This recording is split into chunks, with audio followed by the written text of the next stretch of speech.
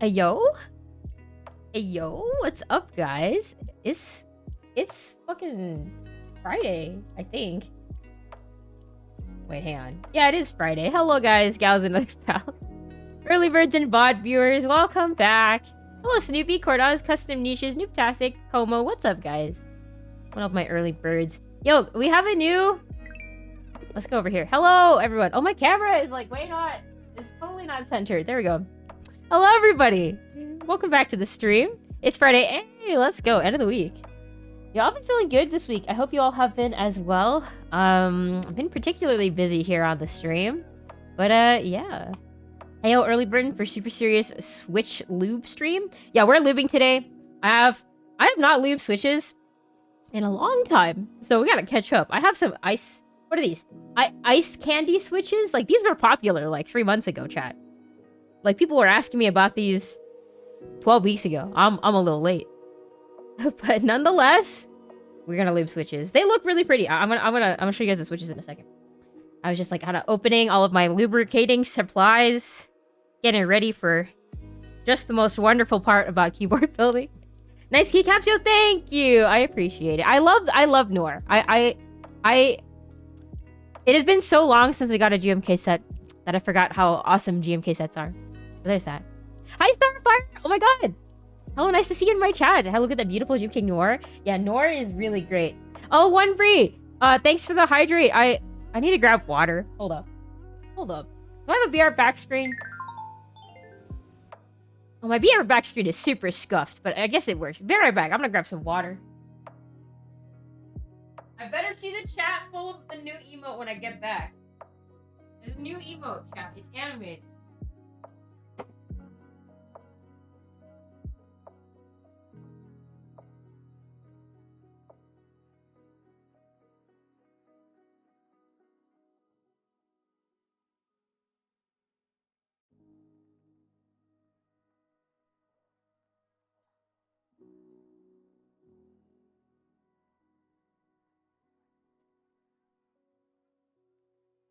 Okay. Ooh. Alright. Yay, new emote spam. Let's go. Winfrey, thank you so much for the hydrate. I kind of need that. I'd forget to drink water. It does happen. I'm glad you guys like the new emote. Oh my god, it's so cute. It's so... Okay, so the new emote is made by an artist. I think they go by UYU art. Like UU art on Twitter.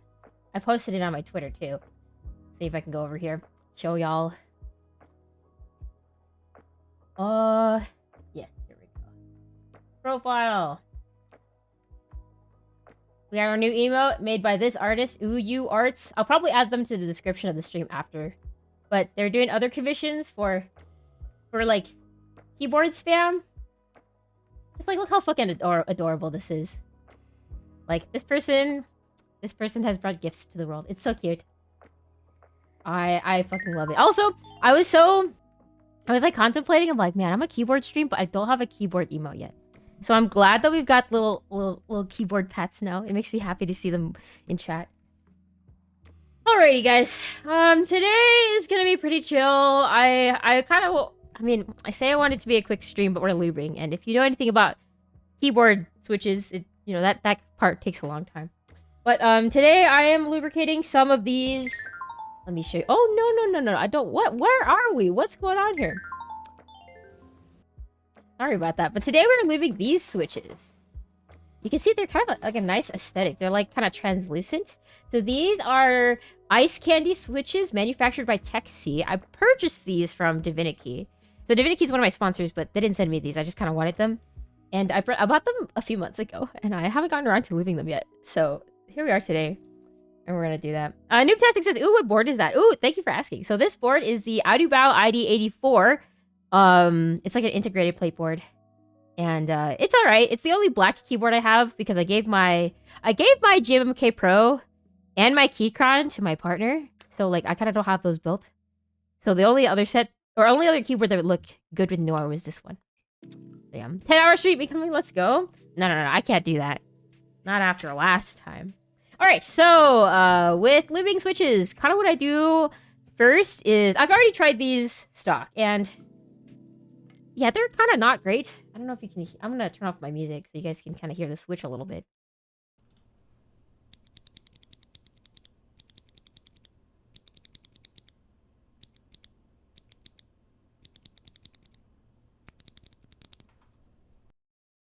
Yeah, it's like it's not terrible. It doesn't feel like Scratch City, but you can. I feel like it could be smoother. Like you can feel like the plastic, especially on the sides, kind of rubbing together. So it's like not. I would say it's like not ideal. It's not what I would prefer my linear switches to feel like. So, what I usually do when I start to like lube my switches is I'll take one or two and kind of like experiment with it a little bit. So like I don't know if I want to film these. Like the top and bottom housing here, like there's not very much play, so I don't really think these need films. But I don't know if I really want to go too heavy with the lube. I might just end up using some GS2 instead of 205.0, but I'm gonna test one of them first before we do anything too drastic. So I've got my keycap puller opener thingy here. This was a gift from KeyGem actually. It's kind of like this geometric switch opener. It's got two sides. You have one side for regular Cherry MX shaped switches, and then you have one side for Kale switches, and it kind of snaps back together with magnets, and oh, it just looks so pretty by itself. But by Accelerationism, thank you so much for the 14 months of your tier 1 sub. Thank you so much. Welcome back. Hey Court, you have Nor. I do have Nor. It came in a couple days ago, but I unboxed it on stream yesterday. Hey Court, that's a cool little switch opener. Yo, thank you. Thank you so much for all the compliments of my little desk here. I appreciate it. How are you doing, Sandy? How's your Friday going? All right. So we're just gonna pop our switch on top of here, and you put a little pressure, and it should just separate. If it doesn't separate, then you just do it again, I guess. Some switch openers. Okay. So in the beginning, I used to say, oh, whatever switch opener you buy, it should be fine. I'll get the job done. But no, I correct my statement. There are inferior and superior switch openers. Okay, so like actually we're running into this problem right now. So sometimes these little, what's it called? These little edges that open the switch, they like slip off of the switch, so it's hard to get a grasp on it. Oh my goodness! Is it Nominon? Thank you so much for the raid. Hello, welcome raiders. Hello everyone, my name is Courtney. I build mechanical keyboards here on Twitch, and we're just getting started here on today's stream. Actually, welcome. Are you a keyboard streamer? Are you coming from a different part of Twitch?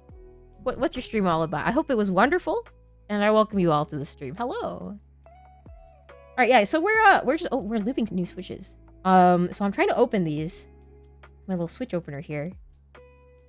I am new here. Oh my god. Hello, Snoopy R6S. Welcome to the stream. How are you doing? I've never seen you here before. No, raid. You're welcome, raiders. All right. Oh wait, I did not realize that these switches were like long. What do we call these? They're not long springs. They're symmetrical. Wait, are they two-stage springs? Are they symmetrical springs? Oh, Custom, she says it's her first raid. She just started on the Saka 68. Oh yeah, so you are another keyboard streamer. That's wonderful. Well, welcome. I hope that your Saka 68 build came out really well. That's a nice keyboard. Like I kind of I was eyeing the Saka 68, but I'm not in the market for 65% keyboards at the moment. Also, Equestrian, thanks for the hydrate.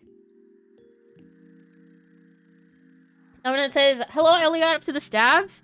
Dude, that's so relatable. Like, you spend time doing the stabs, and you're so focused, and you look up, and it's like 2 hours later, and you're like, what the fuck? I don't have any more time to build the rest of the keyboard. But I hope your stabs came out immaculate. I hope that there's no rattle. Everything is super balanced.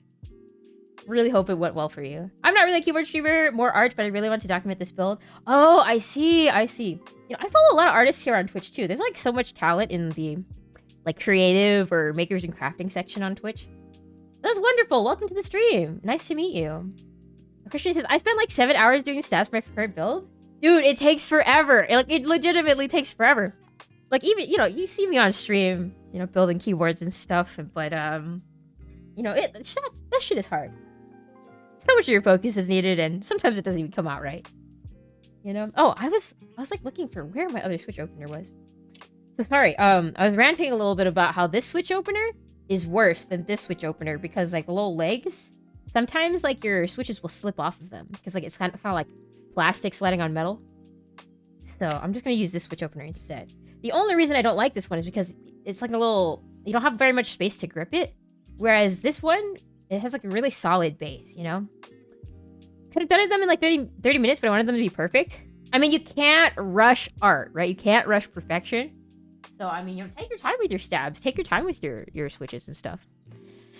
Hi, Try Vanilla. How's it going? Come on, what's up? Found you from stream. Hello, welcome. I'm doing well, guys. Happy Friday to you all. I did these with BDZ because I didn't have any super lube left and I really didn't want to overlube. Yeah, with BDZ, you have to be very delicate, I feel like. There is such a thing as too much BDZ. It'll make your stabs kind of unusual. Realize I'm too slow at lubing. It took me 3 afternoons to do 100. You know,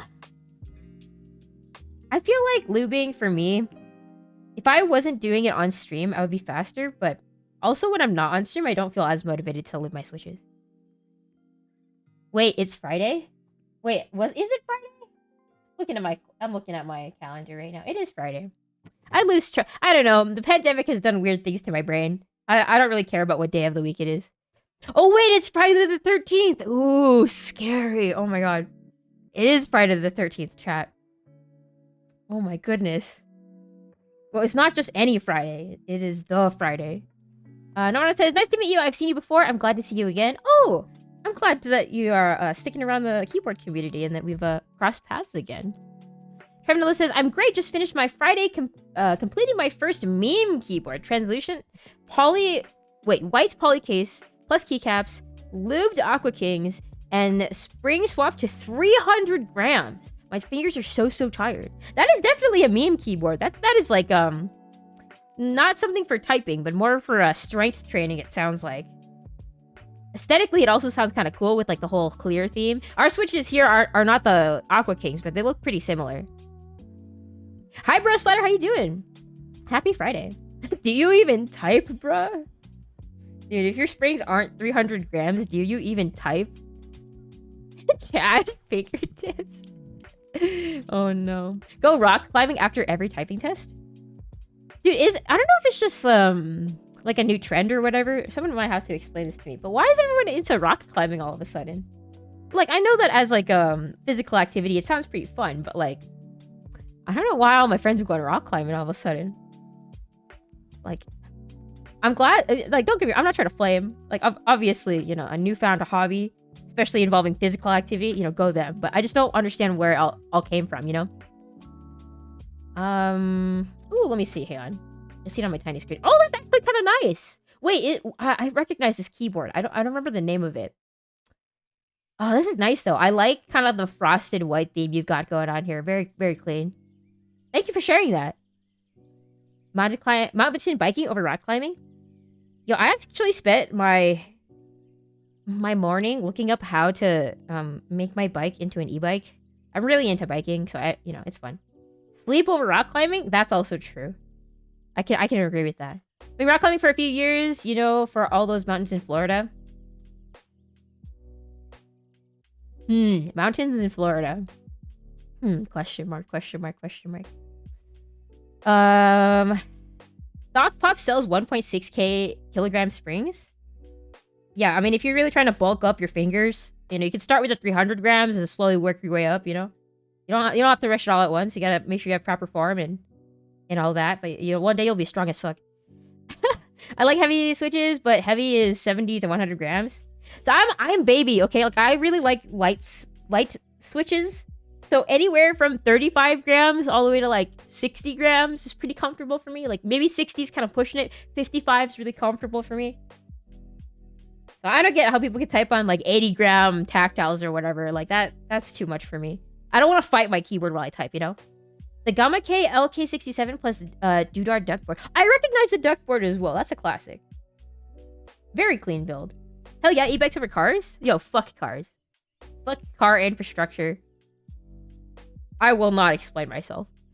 At some point, switches are going to start exploding.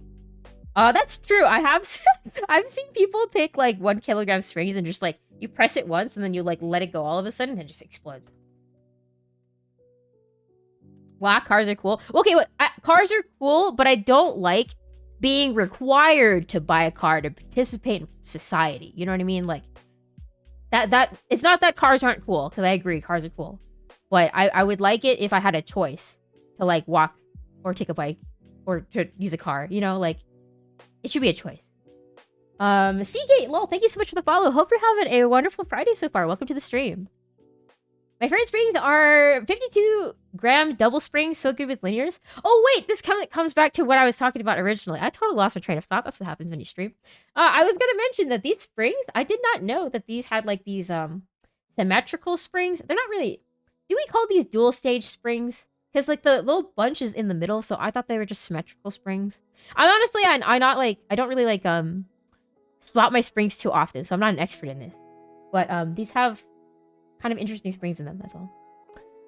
Also, I think my camera's a little out of focus. Let me see if I can fix around that. Hard error?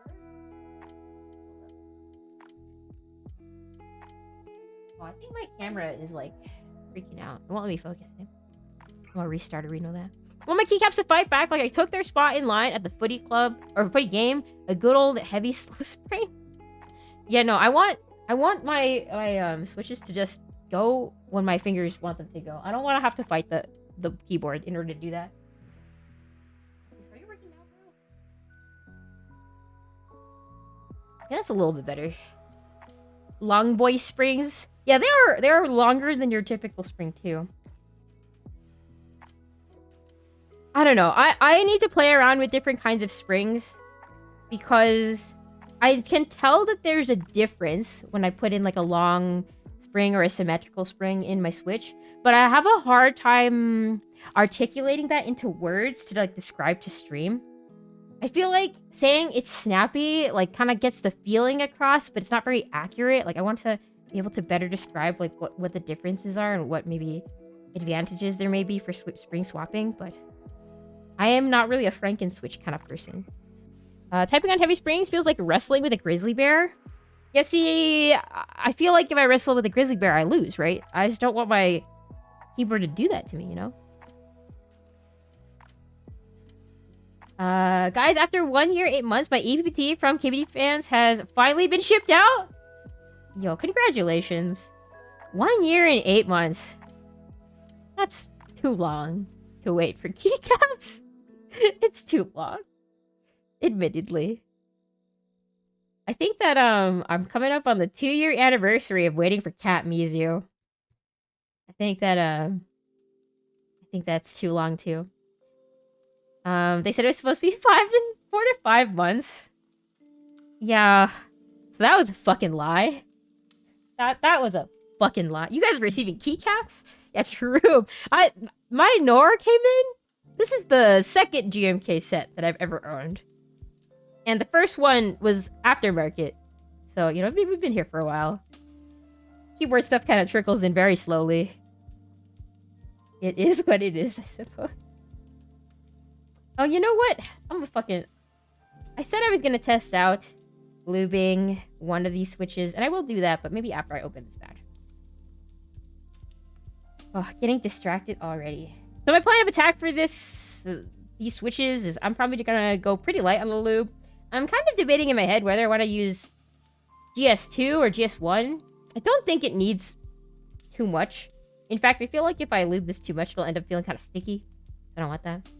Have you seen this kickstart for the ceramic keycaps? I have seen that on Instagram. Like, I haven't peeped the the Kickstarter page. But I did see that. I don't know how I feel about ceramic keycaps. I'm totally down for experimenting with other materials for keycaps, but I just don't really know how that'll turn out. My presumption is that it'll end up somewhere in between my experiences with aluminum keycaps and these plastic ones. Like, it'll feel slightly heavier. The texture will be kind of weird to get used to. And it'll be kind of expensive, but, you know, it's cool. I received 2 keyboards before my first group buy keycap set. Yeah, actually, when I think about it, I'm only waiting on 1 keyboard right now. Whereas I'm waiting on, like, maybe a dozen keycap sets. It is what it is. Day 700 of waiting for Cat Explosion? Wait, did Cat Explosion never ship? Wait, like, I really thought that shipped, like, a year and a half ago.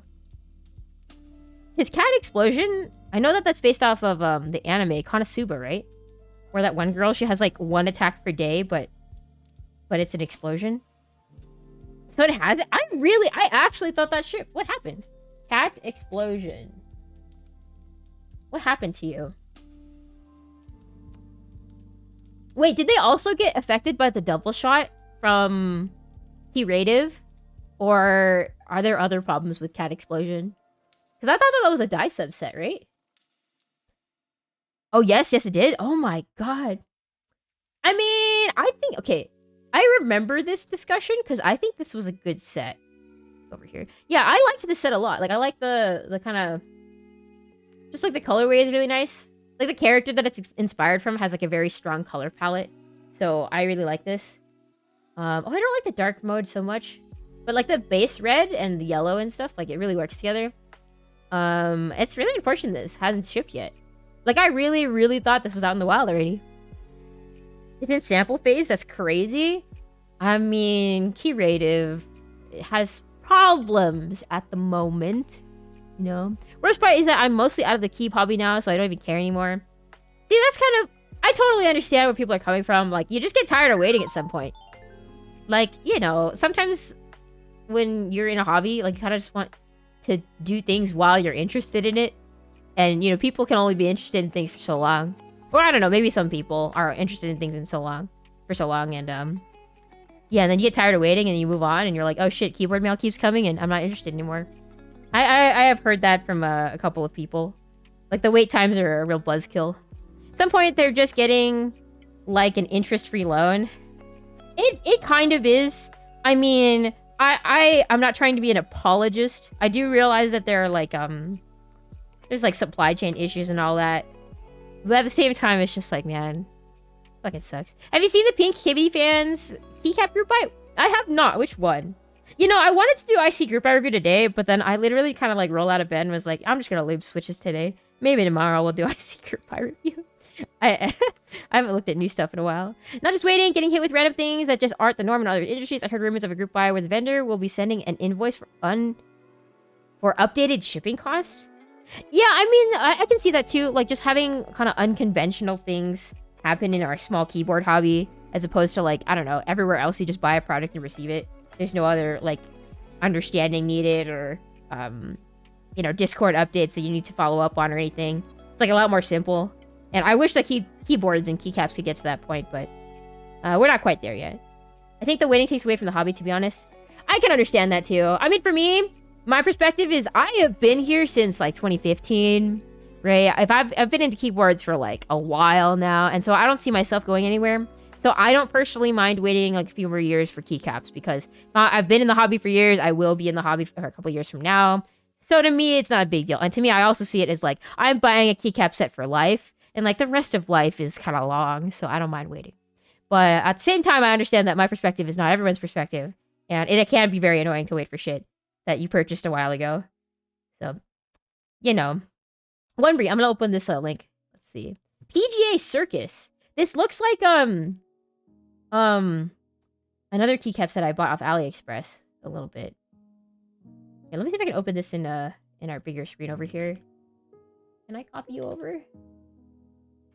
Hold up. Let me copy this over. Over here. PGA Circus. This looks like... I can't remember the other name keycap set. It's like a baby-themed keycap set on AliExpress. Oh, wait, this is also baby-themed. No, it's circus-themed. With baby motifs. Yeah, little like, magic hats. Oh, it's like an upside-down top hat, I see. And you have the... And this is a joke. The Canon Keys logo. Keck. I like that KVD fans kits are including spacebars now. That's cool. Yeah, they even come with spacebars and alt spacebars. Oh, wait, no, this is a separate kit, right? But in the base kit, do you come with bars? You do come with bars in the base kit. That's cool. Okay. Oh, wait, and the all-in-one kit is $135. Wait, for everything? How much is just the base? Okay, that's pretty good. For $135 for everything here? That's not bad. I don't know. I can't attest to the quality of PGA. Is PGA the KBD fans manufacturer? Like, are they switching to some other new menu? I'm not exactly updated on that either. Needs 10U spacebar? I agree. You need to give me my 10U bar. The 7U bar just ain't gonna cut it for my boards. Or are these samples? PG peripheral. Circus PGA keyset. So PG peripherals, is that the manufacturer? Is this a render? I can't tell if this is a render or not. I think this is a render. This one, it was really hard to tell. I thought that was a photo. I'm gonna say it because I need to. I like the pink. I do like the colorway of this keycap set. It's very, like, soft and, like, very girlish and pastel. The novelties are kind of cute. I don't really think that I associate these colors with the circus. I kind of see this and I go, trans rights or human rights. Like, I like it a lot, but it just doesn't really, like, the theme doesn't really tie it all together for me. Cotton candy? But I mean, maybe PGA cotton candy would make a lot more sense. Let's see. Small touch slow designers running group buys is fine. When big companies like Glorious and Keycrunch start running group buys, then we have a problem. That I agree. I think that the group buy model, when I see like a company like Keycron do it, I'm like, dude, why? Like, you know that there's interest. Like, and so the only reason they would go for a group buy model, in my opinion, would be to like build hype, kind of, sorta. But I don't really know. For a vendor to secure a profit margin and push the risk onto the customer with no disclosure of the purchase, about that being a possibility, whereas completely out of control is distasteful IMO. Yeah, I think that when the keyboard hobby was smaller, and you had like a smaller number of enthusiasts that were kind of willing to put up with that, it was like fine. But now that the market is like a lot bigger, like we have more expectations for it, so it's a little bit problematic. Professional Golfers Association made this keycaps. You know, I used to watch a lot of golf when I was a kid. When I thought PGA, I really thought about like the PGA Tour.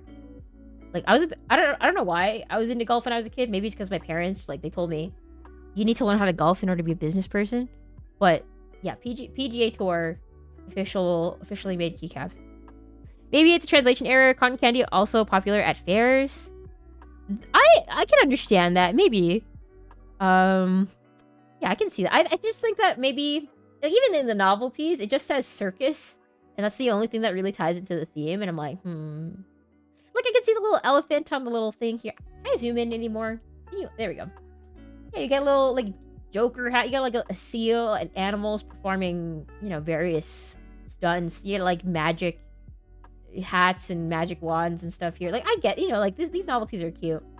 And maybe it doesn't have to scream circus at me, because if it did, it might look like Hand or Bite. But yeah, it's cool. I like the set. But when this group buy was created 7 years ago, it was more fashionable. Group buys that were made 7 years ago, definitely were run out of like one person's basement. You sent them like money via PayPal, and they were like their own vendor for distributing keycaps. So yeah, keycap group buys used to be a lot more disorganized and kind of shady. But yeah, I don't think we can keep those practices up when the market is so large now, you know? I need the circus keycaps because I'm a clown. True. I need this. I need just like all of the enter keys on one macro, so I can remind myself how much of a clown I am. No, you see, in Glorious, it's 5-head. It's not group buy. It's Glorious Forage. Kinda cringe. I don't know. I think that when it comes to larger companies, making group buys, it's like, can't you just make it a pre-order at least? Like, with a pre-order, you're at least, like, guaranteed more shit. And with a group buy, there's, like, more risk. It's like, oh, if we don't meet the goal of this, you know, minimum order quantity, we won't make the product. But it's a big company, so, like, we know you're gonna make the product. You wouldn't have spent the time in marketing all of this only for it to be a group buy that's not gonna succeed. Like, just make it a pre-order. Make us feel better about it, please. There's no reason that bigger companies should be doing group buys. Unless it's like some like weird niche product that like genuinely their target market might not want. But companies aren't going to be putting out products that are that risky every day, so I don't know. I just don't find it to be necessary. Heights Poggers? I know Heights is kind of affiliated with some other keyboard streamers in the scene, and I've spoken to people at Heights before, but not to not to any extent further than just, hey, keyboards are cool. Keychron ... Keychron is fine. Like, their keyboards are pretty decent for like a productivity user who perhaps is not super into keyboards. Like, their boards are solid for pre-built stuff, you know? Like, I think that they're fine. But when it comes to their Q series stuff, I don't think they should be running group buys, because there's a demand for that. I just think if vendors can do group buys, we as customers need to push for a couple page PDF detailing conditions in odd scenarios to protect them as much as the customer.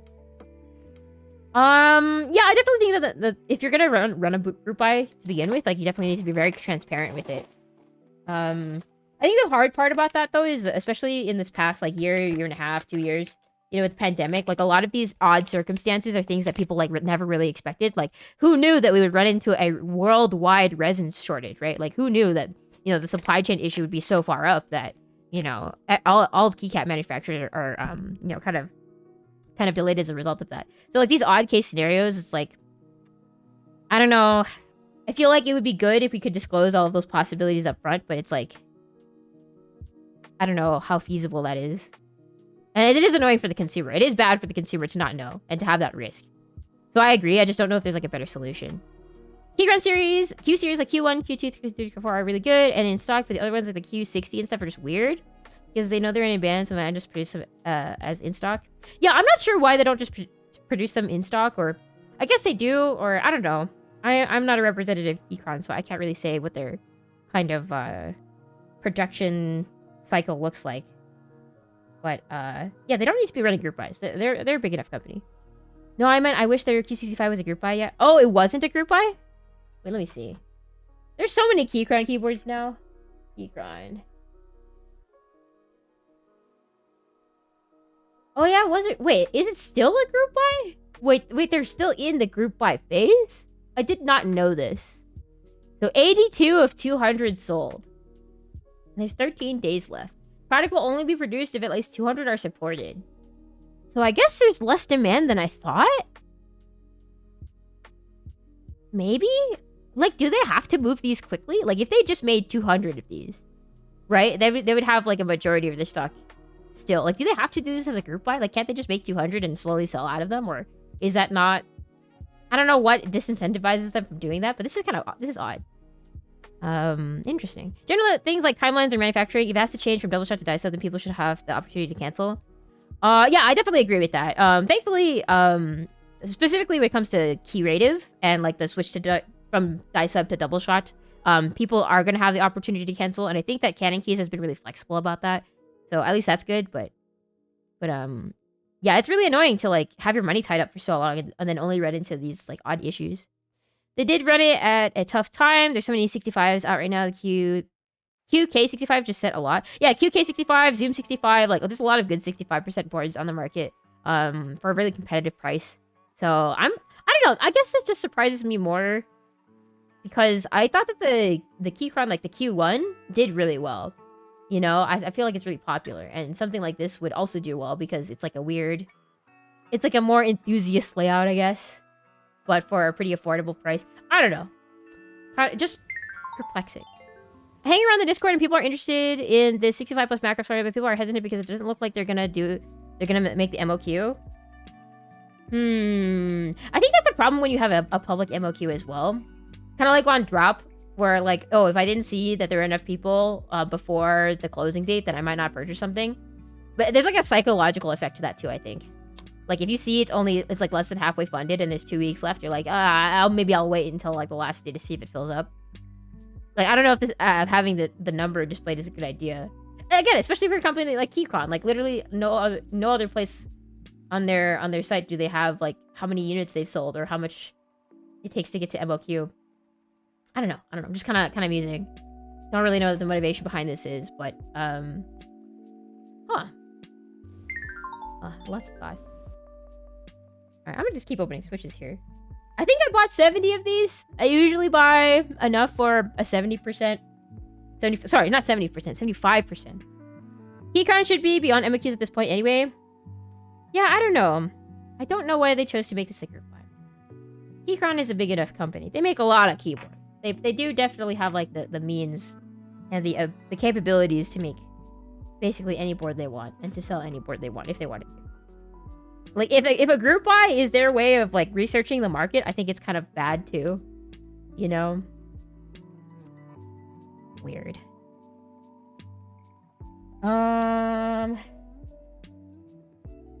What did... Panda says, so how are you liking the Adiubao / K75 layout, KEKW? This layout is pretty trash. I tried to use my F keys in game, and I end up pressing the wrong F keys all the time because they're, like, stacked on top of each other. So it's a pretty trash layout. And I'm not changing my mind.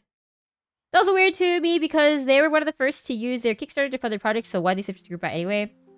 Yeah, that's also true. You're right about that. They did start on Kickstarter. Like, if you're gonna do a group buy, right? Like, at least use Kickstarter. Right? Like, maybe, like, I wouldn't mind if it's on Kickstarter, because that's what it's fucking for. There's a lot of companies that still do that now, like Epomaker. Epomaker, when they come up with a new keyboard, sometimes they just put it on Kickstarter. And they're like, oh, if you bought it on a Kickstarter, you get a special discount price or whatever. And then, you know, then it's on their regular site and it's sold in stock. And I really like that, personally. But I really recently saw this artisan, and my god, I would love it, but base price is $100. I mean, that better be like a miniature piece of art right there if it's worth $100, you know? Artisans can get crazy expensive. Sandy says, oh, so you like the separation between keys on the F row? I do, yeah. Like, the F1 is usually staggered a little bit to the right of the number one. So my muscle memory just kind of leans that way when I press the F1 or F2 keys. So if it's right on top, I miss it. Green underscore, thank you so much for the follow. Hope you're having a wonderful Friday so far, and welcome to the stream. Your heart tray is so cute. Thank you! I appreciate that. I actually, oh god, it's been so long. It's been so long since I had this tray, but I did take it from another keyboard Instagram person. Like, they had this tray, and I was like, oh my god, I need it for looping switches. I forget their name, actually. It wasn't... It's like Cookie something. I forget. I forgetty. It's in keyboard discussion if you want to talk about it. It's beautiful. Hold up. Keyboard discussion. Metal Apollo. Wait a minute. From Clack Keys. Yeah, that sounds about right. Is this metal? You said it was metal, right? So is it casted? That's pretty legit. That's pretty awesome. If it's like casted, or if it's like polished to be like this afterwards. Especially because it's metal. Yeah, that makes sense. I don't think it was Cookie Curls, because Cookie Curls has a different aesthetic. Oh god, I need to pull my Instagram. Do I remember this person's username? I don't think so. Maybe if I scroll through by following who I'm following. Oh god. No, it wasn't Mochi Crafts either, although oh, it was Jenny Bear. This one, Jenny Bear's Instagram. j.anybear. They're a keyboard Insta, and oh my god, everything they have is so cute. Third option is like 2K, like why? Wait, color.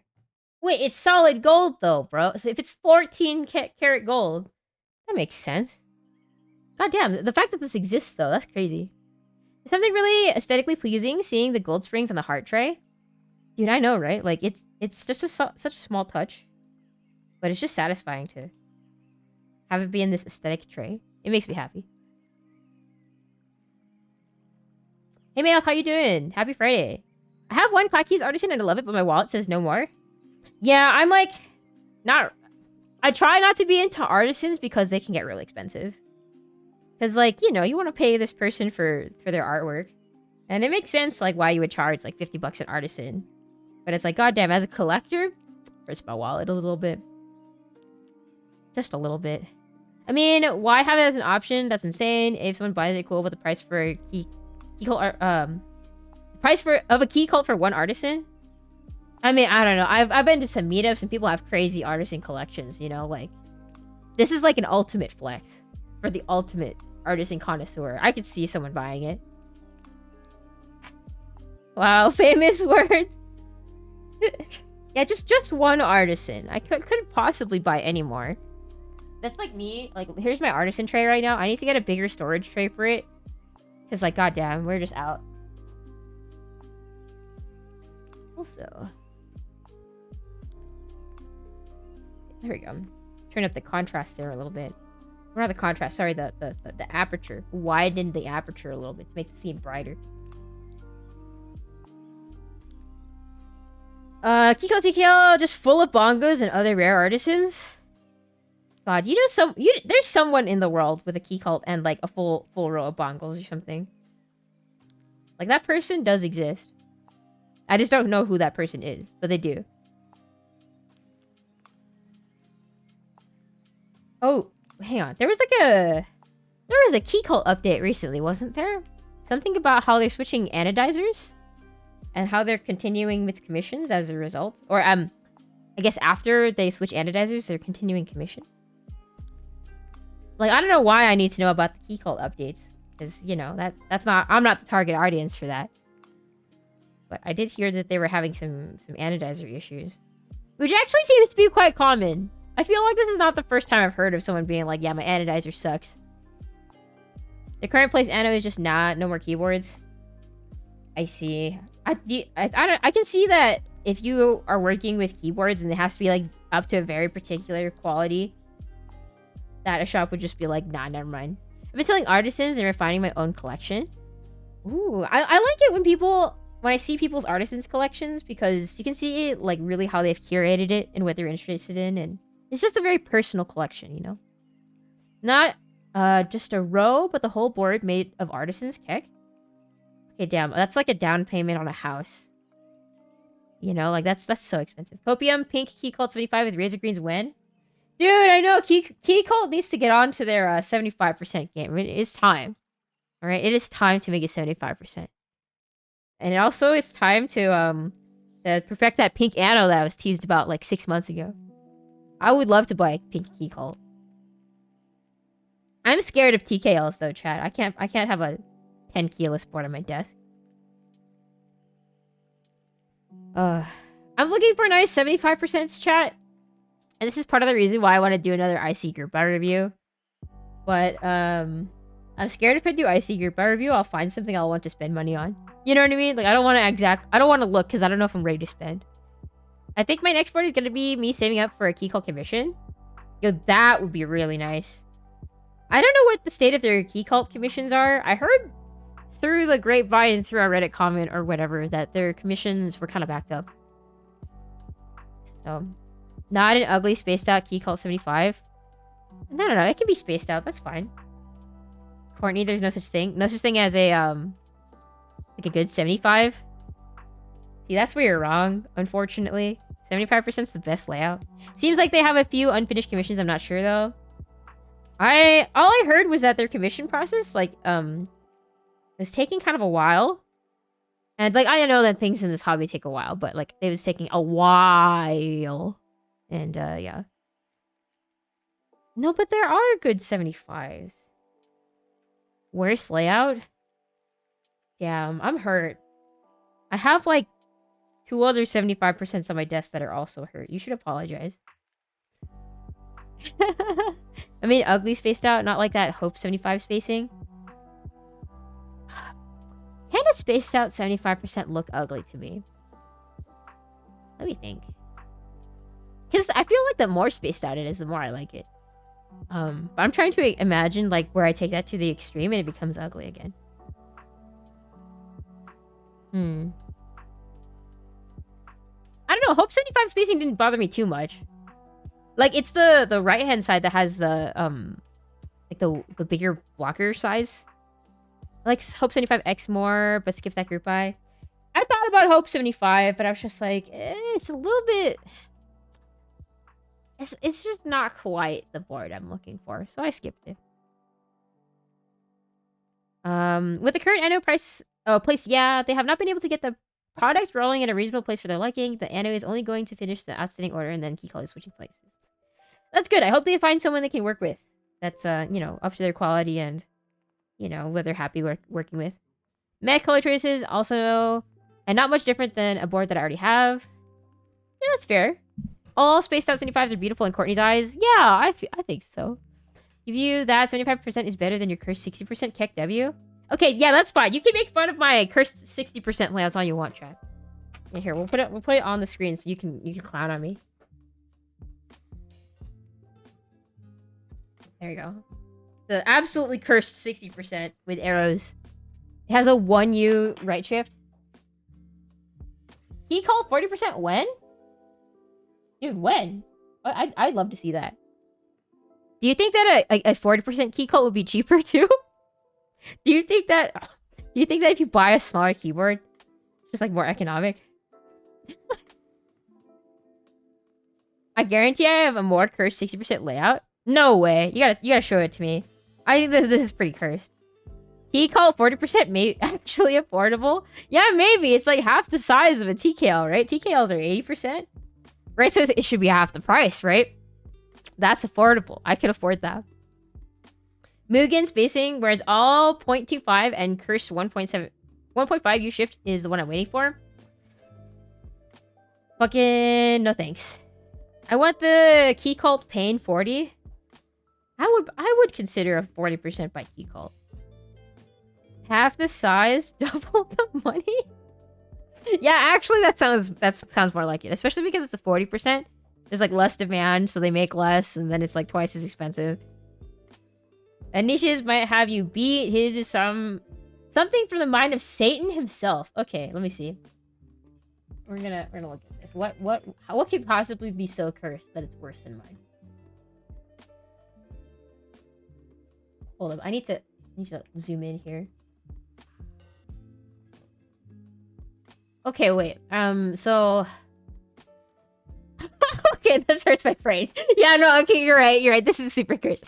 Alright, so Custom Nisha's, his keyboard over here has got the split backspace on a 60%, right? And then we've got split spacebar. Okay, we got step caps is not too weird here. Step caps is like just a little flavor, a little spice, a little salt.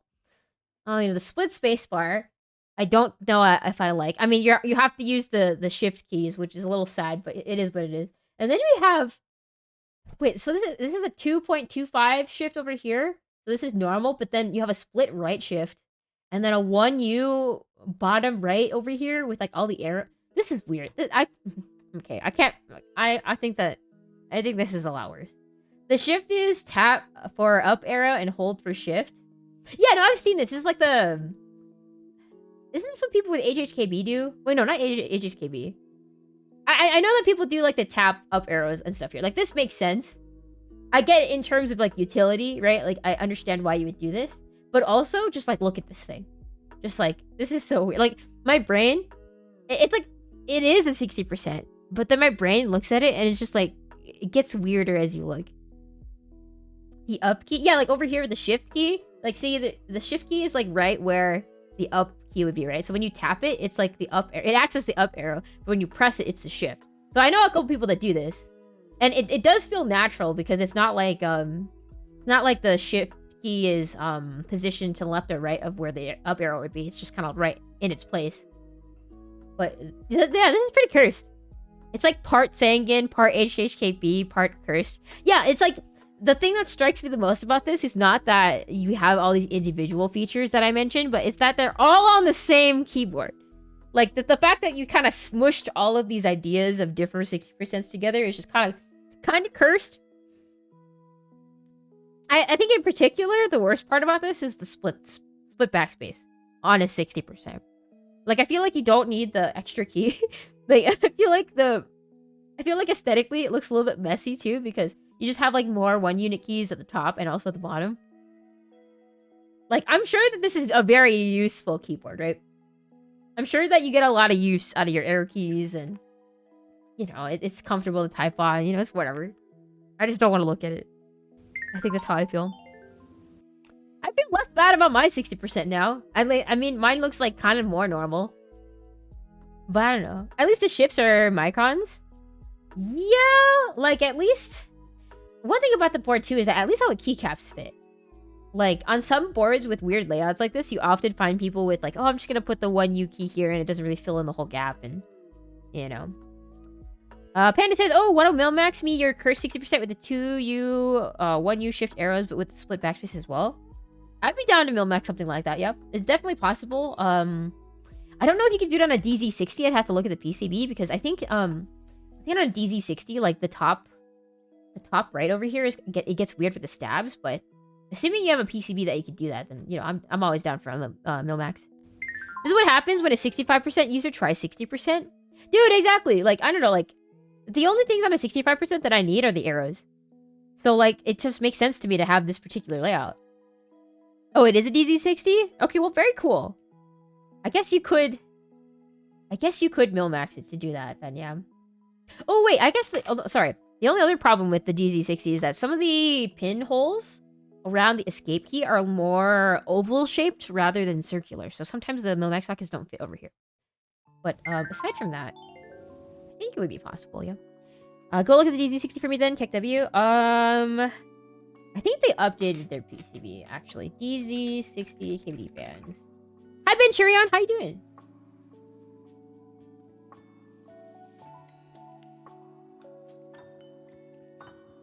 Is this the V3? Is this the newest one? Apple123YT, thank you so much for the follow. Hope you're having a wonderful Friday so far. Welcome to the stream. Alright, the DZ60, is this the V3? Is this the newest one? It says Rev 3 soldered. Okay, if we look at the back of the PCB here. Yeah, the only part that I might not be able to Milmax, frankly, is if you look at the USB-C connection up here, right? So this... Sorry. This socket is very round, but this socket to the right of it is more oval. So this is where the Milmax socket wouldn't fit. I don't think it would be smart to, like, squish it to make it fit in the hole. I just know that in person, like, it doesn't fit. I think I would have a hard time getting a Milmax socket in here, so the top two switches would have to be soldered. But... Can you do it on the spacebar here? Yeah, all the spacebars here are open. Also down here, it might depend, because some of these pinholes are more, like, they're connected together, but they're more, like, short. Like, they're shorter than in the horizontal direction. Sorry, in the vertical direction is what I mean. They're, like, more stubby. So that's where the Milmax sockets also don't fit. And then, like, sometimes you have, like, Swiss cheese over here where, like, you have, like, half of the pinhole and it's connected to the stabilizer hole because you need to make room for both. And that's a place where a Milmax socket might not fit either. But, yeah. I think a DZ60 is, like, not the best candidate to be Milmax, to be frank. So, we gotta do it for science. We definitely could do the majority of the board. It's just that those areas would be a little bit problematic. I don't think there's a way to get the Milmax socket to fit in there, like, using, I guess, destructive force. Like, I don't know if squishing the Milmax socket or, like, melting it a little bit would get it to fit. We're looking at PCBs. We're kind of musing, or going over the idea of Milmaxing a, DZ60 PCB in order to achieve this particular layout. Which is just weird. I don't know. I am a person that I've tried to use split spacebar chat, but I end up not ever using the utility from a split spacebar, so... We summoned the PCB master, yes. Yeah, we were just looking at the DZ60 because I know I tried to Milmax it before, but at the top here, like, some of the holes for the pins are a little bit more on the oval side. So they're not really good for Milmaxing. No, and I'm not even sure. I won't say it's not possible. I just don't think it's a good idea. Split space is amazing. Imagine balancing a wire over 2U. Couldn't it be split space, gang? Oh, wait, that's true. You don't have to balance your long wires if you do split space. But that also means that you're gonna be making more stabs, right? Instead of just one stabilizer for the spacebar, you have two. I don't know if that's a worthy trade-off or not, you know? I want to remap my left spacebar, but I use it for games, so the split spacebar is basically pointless for me. I think that I'm the same. Like, I play a lot of video games, so when you're playing games, like, your left hand is on the keyboard and your right hand is on the mouse a lot. So this part of the spacebar, the right side, just wouldn't get any use. And also, so actually what happens is when I'm typing, I press my spacebar with my right hand. But when I'm gaming, I press it with my left hand. So the utility of the left and right spacebar would have to change based on what I'm doing, and I just don't want to deal with that. Balancing wires, if it's crooked, throw it out. Yeah, that's kind of me. If it's not balanced, I'm just like, oh, I'll grab another wire and just whatever. And now I have like a box of slightly crooked wires. I rarely use FN. My brain can't handle split space. Yeah, I mean, I think that it's kind of smart to have with your split space. Like, if you use a lot of layers, to use one as like a function key, right? But I am also a person that has a hard time properly utilizing different layers on my board. I just like, if I don't see the key on the keyboard, I don't press it. If there's no F5 on my keyboard, I won't press it. Or I forget that I can do FN plus 5 to do F5. You know? It's just not in my brain. Is it Holican Drops? Thank you so much for the follow. Hope you're having a wonderful Friday so far. Welcome to the stream. Hello, hello. Same as before, tap is space but hold is FN. Okay, that's some big brain shit. That's pretty nice. Quick tip, if you're lazy to balance wires, just throw them all in a big book and put weight on them until you need the wire. Well, that's true. My semester is over, so I can use my psychology textbooks to fix my keyboards now. I'm the same way. If I don't see it, it doesn't exist. Yeah, for real. It's like, oh, if there's no refresh key on my keyboard, that means we're not refreshing any pages. We're gonna use our mouse and we're gonna click the little icon at the top of the web browser instead. Holican Drop says, hello, this is such an aesthetically pleasing stream. Oh, I'm glad that you think so. Welcome, welcome. I do like, I do think that a lot of building keyboards is surrounds like aesthetic and like personal taste. So I kind of try to reflect that in my stream. Chupaki 2, thank you so much for the follow. Hope you're also having a wonderful Friday so far. Welcome to the stream. So many smooth braids in here. SMH, use more 40s, become more powerful, profit. Yeah, but see with a 40%, like if there's no shift key, I just won't capitalize anything. You know, and I feel like it's kind of necessary to use punctuation in my text. So we're gonna have a problem with me using 40%. 40s are just really big macro pads. I feel like those are fighting words. Like I feel like I don't necessarily agree, and I also think that those are fighting words. I mean, I do have to get better at some point because I'm in on a 40% group buy. Chat, I don't think I've ever built a 40 except for the corn, which I also need to get another microcontroller for, but I think that we're still on track to build a 40% proto next month. So that'll be fun.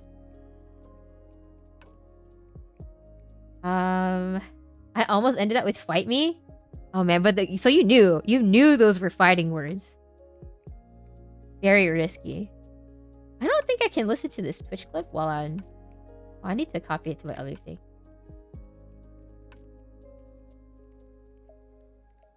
I close this out. Are you a 40% enjoyer? Yeah, I like to torture myself. Are you a 40% enjoyer? Yeah, I like to torture myself. That is funny. Oh man. Yeah, 40%. I don't know. I feel like I'm not here to. I can't really judge because I have not used a 40% keyboard for an extended period of time. However, I know about myself that if the key is not on the board, then I won't press it. Well, it's like impossible to press it, but I won't like use a layer as a replacement to it. You know, back when 60% was new, people were like, how do you press the F keys? And now it's kind of like a no big deal to people because, you know, people just got used to 60%. I'm not there yet. I don't think I've adjusted to a world with layers. Alrighty. So I'm kind of almost done opening switches here. So in case you're joining us, in case you're new to the stream, in case you're like, what is she doing? I am lubricating some mechanical keyboard switches. So right now, I'm opening up these switches so that we can take them apart and work with the individual parts to make these switches very smooth to type on. So, yeah, basically the point of lubing your switches is these are going to go into your keyboard. And when you add lubricants, they add a more smooth typing experience, which I prefer. So I'm opening these up. These are Texi Ice Candy switches, so they're, I guess the name is not really important. All you need to know is that they're these like translucent switches manufactured by Texi, and they've got these like these little long springs on the inside of them, creating a different kind of key switch feel. We need to sort out that Elite C so you can finish the corn. You know, the board source guys are like in town, so like maybe I could just like, you know, hey, Vegas nerds, can you give me another Elite C, pretty please? Yeah, I probably should get around to that. I do want to like actually use it because I also have like half a keycap set of the Kinetic Labs corn that's not being used. So I do need to finish that project up. Do I have the other half actually? Yeah, I'm referring to this. This is a little baby keyboard, little baby 40%. Ortholinear, and there's supposed to be two halves, but I was talking about the microcontroller, which is actually underneath here. Is like the brains of the keyboard. The other side needs one as well, and the second one wasn't working. That's where we are with that. But would it work, Gross Splatter, if like one side was an Elite C and the other side's a Pro Micro? Because I do have a spare Pro Micro, but will it like confuse the keyboard if the two halves are different microcontrollers? Also, that would be kind of scuffed. Like, I do want them to both be USB-C, but like, you know, if the purpose of like finishing it, it would work. Okay, that's cool. At 20%, use a function for the other half. Oh wait, that's actually like if you wanted to press the P key, you could do function Q and it does the P. It's like mirrored. That would be so interesting. Or if you want to like function, like if you do function V, you get the N key. That'd be ridiculous. Also, I don't know if like there's any practical purpose for that. I'm trying to think like if you only had like, let's say you have a person that only has one hand, right?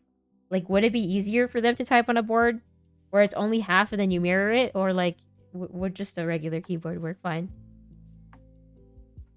I'm unsure.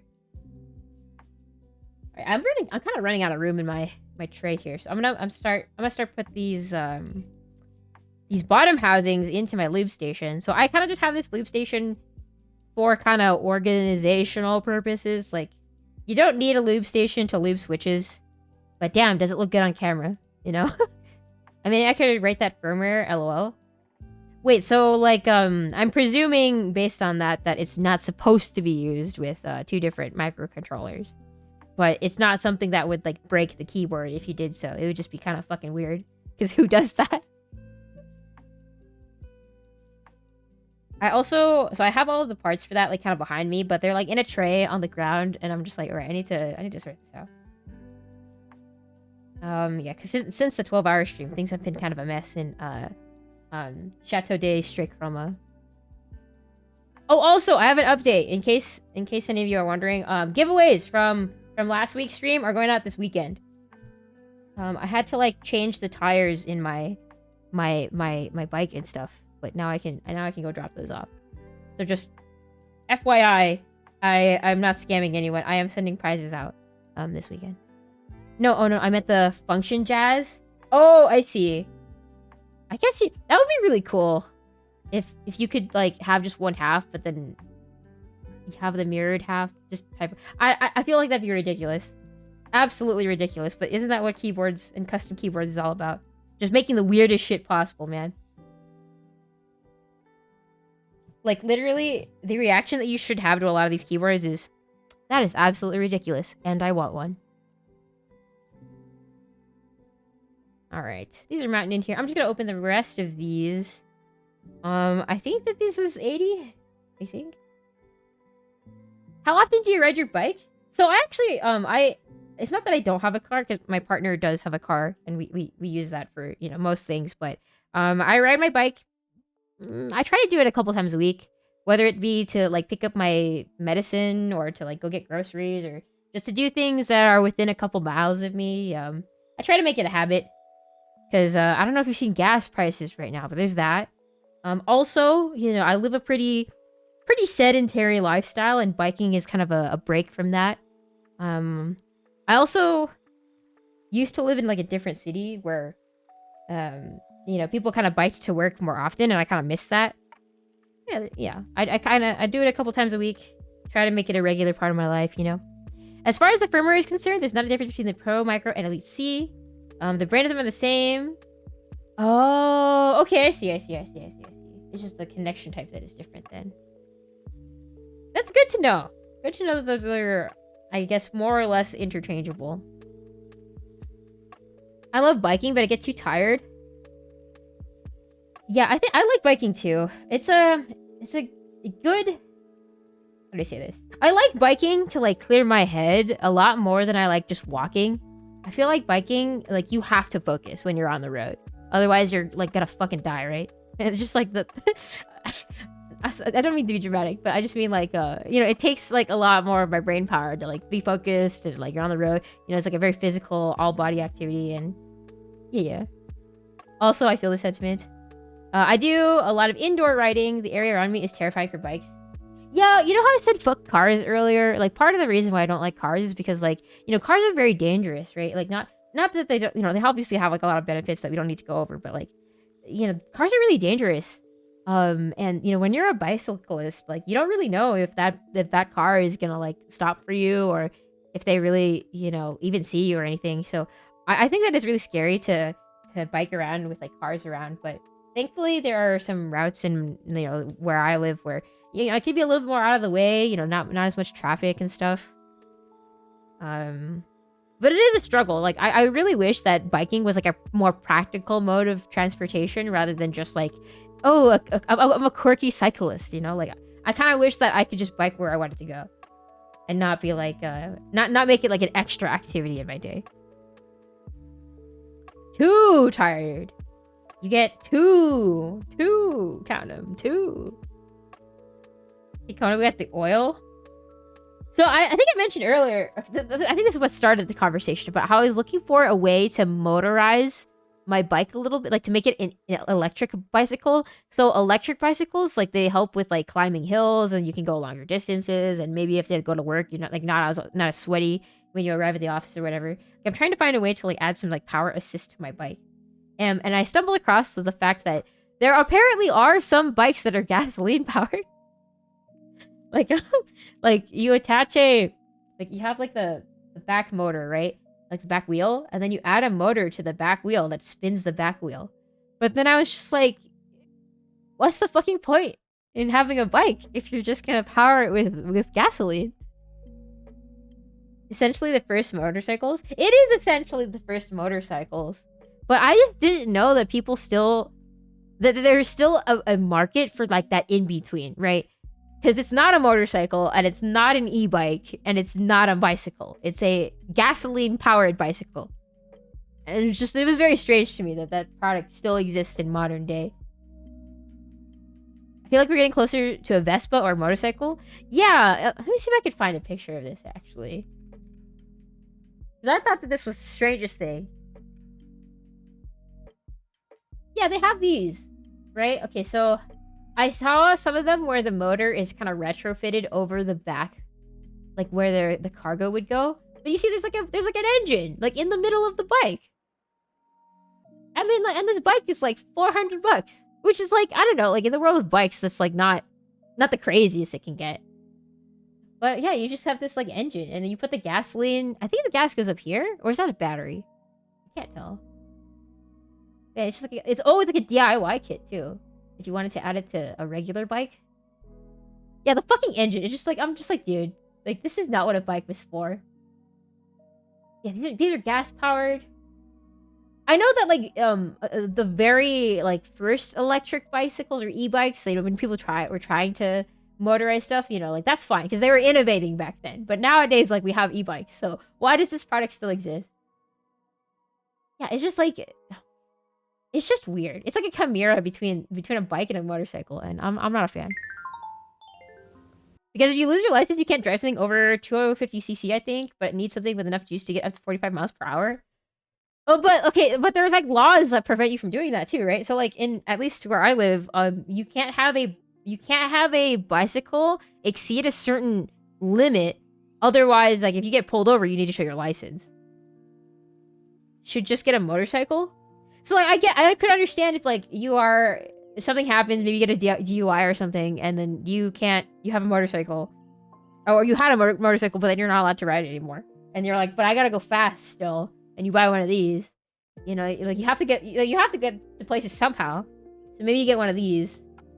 But I think that these might be illegal in some places because it needs to be identified as a bike, and it also needs to like not exceed a certain miles per hour. Like if you're going 45 on this, someone will pull you over. Someone will definitely pull you over here if you go that fast. Not hidden engine bike for the Tour de France. Oh my god, like it's your Tour de France for the engines, the inside of the bike, so no one knows that you're just not super fast, that you're cheating. Oh my god. I've seen someone roll up to the gas station in an electric Barbie Jeep.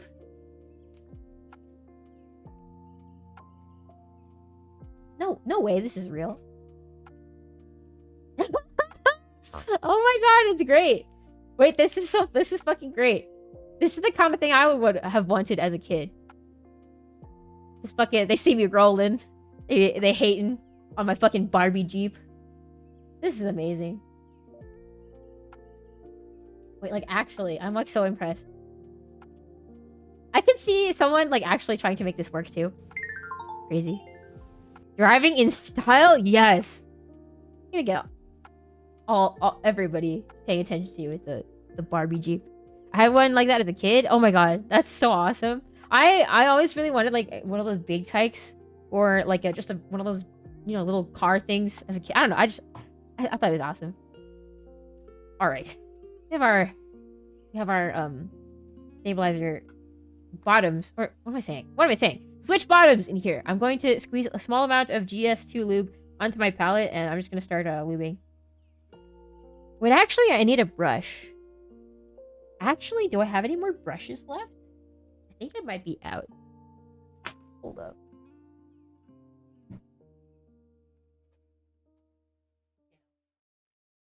Okay, no, we're fine.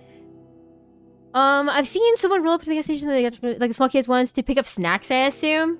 Oh man, that is a flex. Whether you realize it or not, rolling up to the gas station with a Barbie Jeep is a flex. In Finland, electric engines can help you only up to 25 miles per hour. After that, you have to cycle with your legs. I believe that it's very similar here too.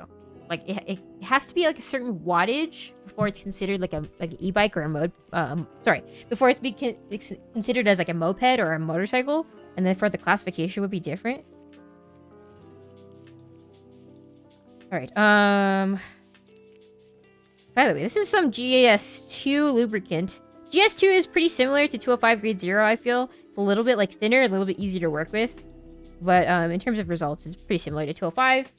And so what I do when I lube my switches is, with the bottom housing, I lube both sides. So these two sides are going to be touching... Can I focus that a little bit more? A little bit better. Okay, so the two sides that are going to be touching the stem are here and here. You can see the leaf is here, and then the two sides. So we're going to do that. I'm going to also put a little bit of lube around the center pole. And that's usually how I lube my linears. I don't usually lube the legs on my stems, but we'll get to that part later. My cousin had one of those. I was so jealous of those mini Jeeps. Dude, I know. I don't know why. It's just you were like such a fucking cool kid if you had one of those little Jeeps. It's like if you had one of those crayon boxes with a sharpener in the back too. Like you were a cool kid. Like you can't really explain why that's cool, but it is. The big wheel. You know that song, I Like the Way You Lube? I'm not familiar with the song. But I do realize that keyboard lube sounds a little sus when you say it without context. Yeah, I have... So, we're part of AAIP month on Twitch. And part of the guidelines for being an AIP month is you have to set your auto mod to level 3. So if your message gets blocked because you're talking about keyboard lube, it's auto mod's fault and you can blame them.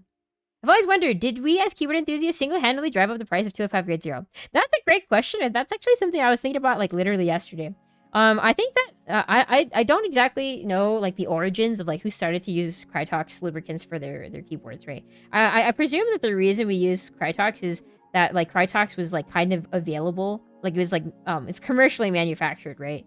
So you can buy it, and like we didn't invent Krytox, right?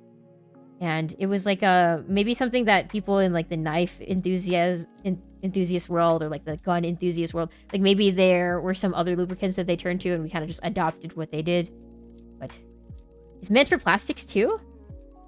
I mean, like there's certain criteria that people had to think about when we came across like lubing switches, right? Like, it has to be like non-corrosive, it has to play well with plastics, it has to last a long time, you know, things like that. And maybe Crytox was just like the most available solution to that, and then it became super popular. Yeah, that's kind of what I presume happened, but I'm not like, exactly a historian in that fact. It's a very interesting question. Like, I'm not sure. Knife enthusiasts, I think they're called butchers. I guess butchers can be knife enthusiasts, but I suppose not all... Sorry. Knife enthusiasts can be butchers, but I presume that not all butchers are knife enthusiasts. That's what I'm saying. It just plays well with a lot of materials. It's mixed instead of something like super lube, which is just PTFE particles suspended in a non-reactive gel.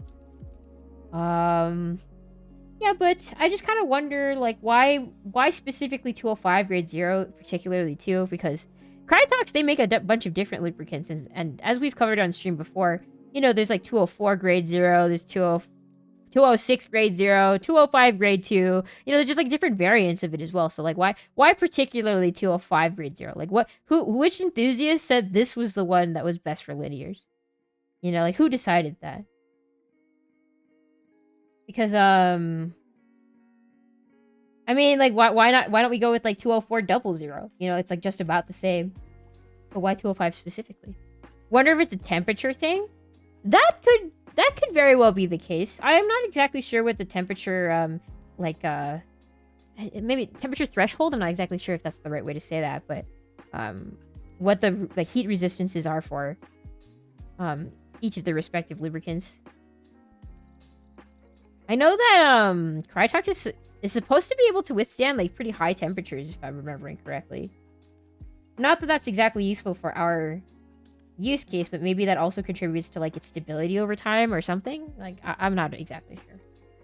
Also, I think I'm going to bag loop my stems, because I have 3 of these up here looped right now. And I kind of want to try them out before I commit to the rest of them, but I would like to bag loop these first. Yeah, let me go grab my Tupperware. Keyboard Illuminati, this shall be the one. I mean, maybe this is all a conspiracy from Crytox, right? They infiltrated the mechanical keyboard marketplace and they sell us all of their lubricants, and maybe it was their worst performing one before keyboards happened. Who knows? Yeah. IKEA chair gang? Yo, I'm glad that you recognize Marcus. Marcus is a very hard worker, supportive of me at all times. Always there for me when I need it. Glad that you recognize Marcus and his efforts. All right, hang on. Let me grab my Tupperware.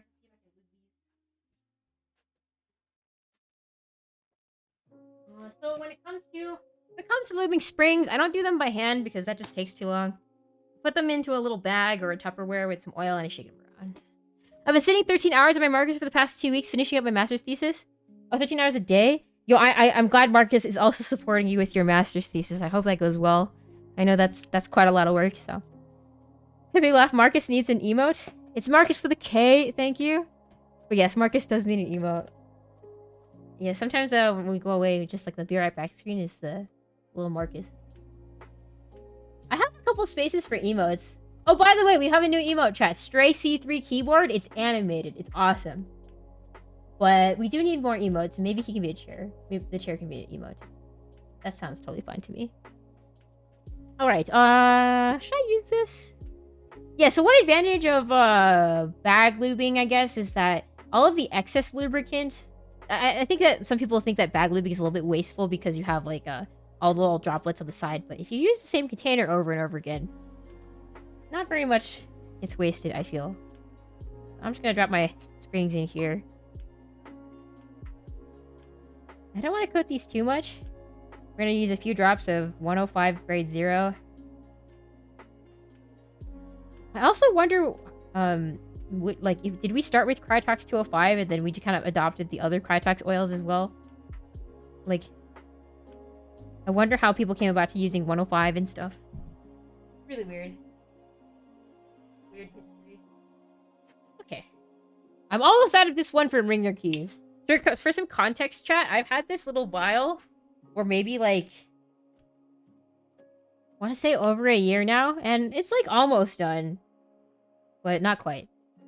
If you're buying 105 to lube springs, like it'll last you a while because you're not really using too much of it at a time. Right. So I'm gonna drop some 105 oil in here. Some people ask me, how much do you use, Chroma? And I'm like, I don't know. I just kind of maybe 3 drops, 4 drops for every 10, 15 switches. Like, I'm not very scientific about it. I kind of just eyeball it. And if you shake well enough, it should be fine. If anything, add less. And then if you feel like you need more oil afterwards, you can add more. But yeah, I'm very much not scientific about that at all. So you add some oil, put it in here, and we're just gonna shake the container for a little bit. That lube lure needs to get documented if it is not. The lube lure? Like, the ringer keys vial? Or do you mean, like, the origins of who made Krytox popular in the keyboard hobby? If it's the second one, I'd be down to do research and, like, you know, be able to present that whenever you guys ask me. But I don't know yet. Hi, Diaz and Boba. How you doing? Welcome back. The second one? Yeah, that'd be an interesting thing to explore. Like, how did we come about to using Krytox? I have, like, okay, so at this point, chat, I know I talked about YouTube, and I talk about, like, doing stuff on YouTube. But, I got too much stuff to work on. So, but I did have a YouTube script about, like, Krytox naming conventions and the right lubricant for your keyboard, and I would love to delve into the weird history about how we came about using Krytox in that video as well. It's like, that's the kind of shit I care about, right? That's the kind of shit that we care about in the keyboard hobby. Not niche at all. Alright, yeah, I also shake the container for an unscientific amount of time as well. I kind of just shake until I feel bored about it. Maybe like a minute or so is fine. And after that, you should have springs that are very nicely and neatly coated with a thin layer of oil all over it.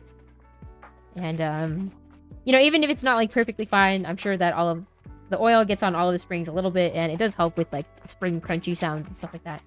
Really, the reason we lube our springs is to make sure that they don't make any like nasty metallic sounds or whatever in our switches. I don't think you really lube springs for like smoothness necessarily. It's more for sound, I feel like. Someone Pavloved me into associating Krytox with losing the game, and now I share that pain with you.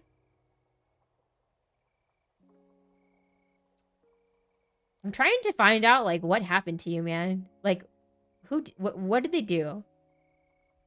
Talk about niche within niche. Hear that some people who create custom stenos with mechanical keys and practice stenography just for fun. Oh yeah, stenography is like a niche within a niche within a niche. It's like, all right, you care about typing?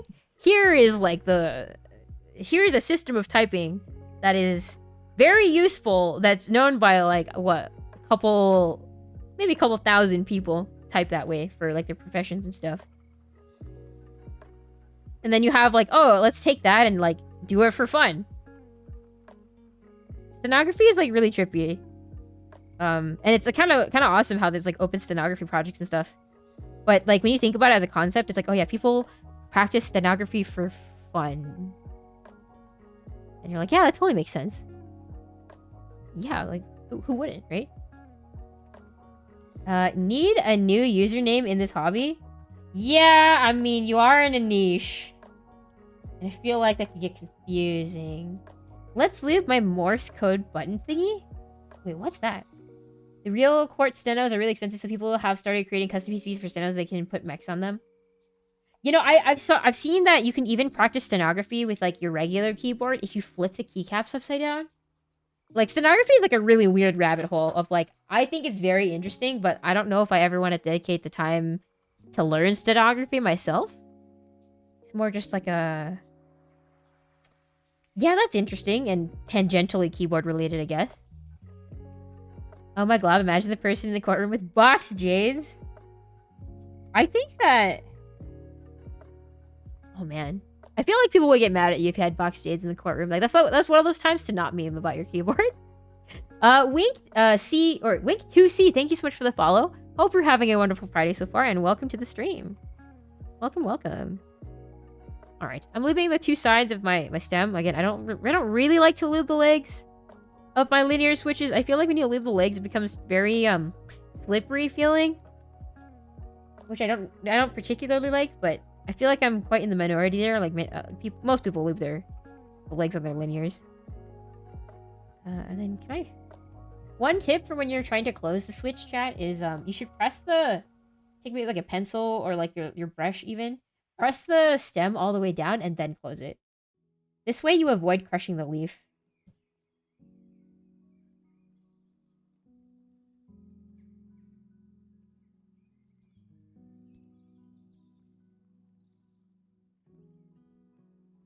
I only lube my legs when shaving. But when you're shaving, it's very important. You gotta exfoliate first, and then after you gotta make sure there's like a medium. Like some people use hair conditioner, some people use shaving spray, and then after you have to moisturize. All of that's very important. I feel like this isn't lubed enough. Like I feel like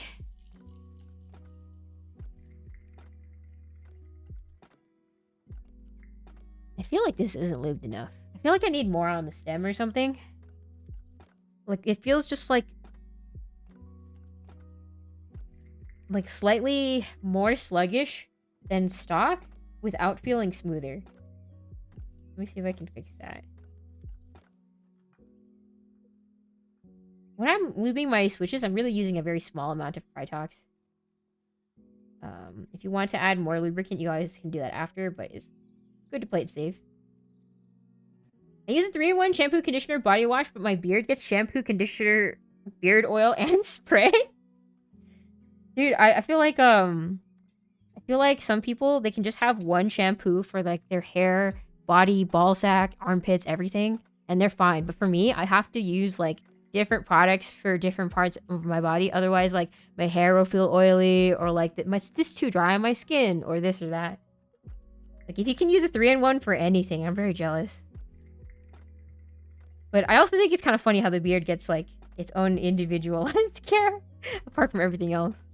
The factory lube, amount of lube. These switches are not factory lubed at all. The factory lube, I feel most of the time is, like, on the light side when it comes to switches. I feel like factory lube is pretty light. I also feel that factory lube is consistent enough. But if you want it to be really consistent from switch to switch, I would recommend hand lubing. I feel like... So this is smoother now that I have more lube on it, but... I feel like this is just one of those switches that it leans more on the plasticky side.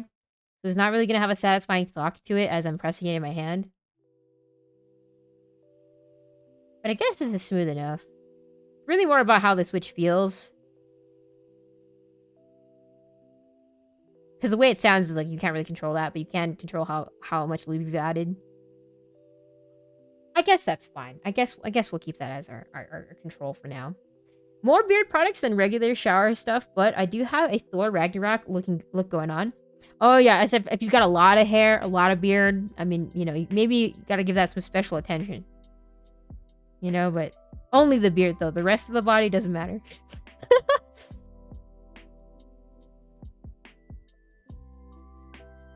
Alrighty.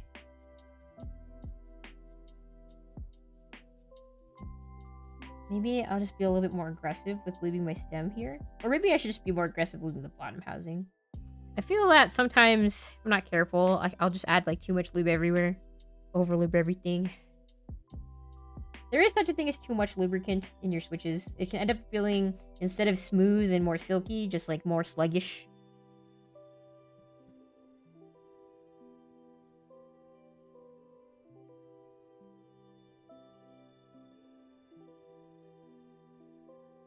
I found I like to underlube some and overlube others. I definitely think it depends on the switch too, yeah. I think that some switches, like my alpacas, for example, have a lot of lubricant in them. They're like very like mushy almost. But I kind of like that. While on some other switches, like I find that they either don't need lube to begin with, like the way that the switch moves, like the internals are still kind of smooth. And sometimes you want to actually feel the switch. So sometimes I choose to like not lube at all or under lube. And I definitely think it's very situational. definitely think it's very based on your preference. It's like tuning anything to your preference is just going to be different from person to person.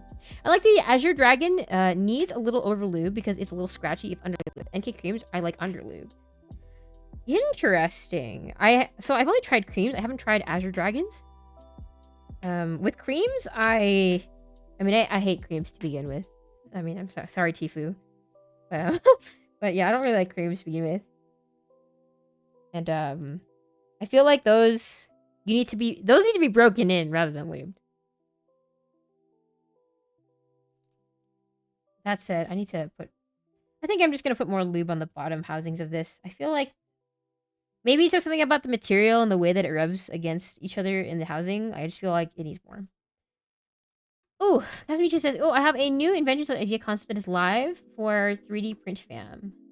What is this? Okay with that. Ooh, modular keyboard wrist rest. Wait, let's pull this up on the big one. Oh wait, no, I did not copy that properly. Are you a 40? Oh no, wait, why can't I copy this? No. This is cool though. It like accommodates. Wait, does it also bend to accommodate Alice? Or is it just like adjustable in terms of its width? Rest, slides, adjust, or the middle or top to removed. Oh, it does fit Alice, RSU, TKL, 68%, left-hand macro columns, 60% to full-size keys, laptop and smooth top on. While the inset amount for a 2mm EVA foam inset held down by adhesive felt padding. Build also needs the following. This is cool.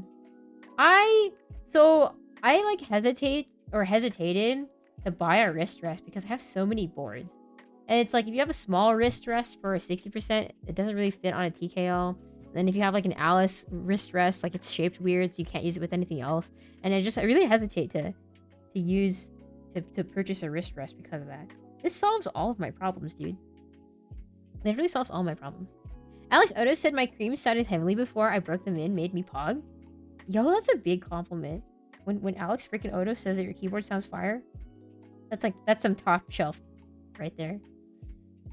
Middle portion slides out for Alice RSU. That's really cool. Can I make my wrist rest for my spring?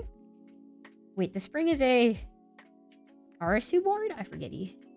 Like 30 wrist rests in my closet. Yeah, like I didn't want to run into that problem of having like way too many wrist rests because frankly, I only want one. Yeah, like, I do want one occasionally because I think that typing on a wrist rest is kind of comfortable. Me personally. But yeah, I didn't want to buy a whole bunch for different form factors. First, nerds with 8 boards will only want one wrist rest. Yeah, that's me. I am that specific nerd. You have solved this specific nerd's problem. Dude, every fucking day I'm in the hobby, I want a 3D printer so bad. But to get a 3D printer that would be able to print the stuff that I want is like kind of expensive. So I'm just like, what do? Did I put too much lube in this one?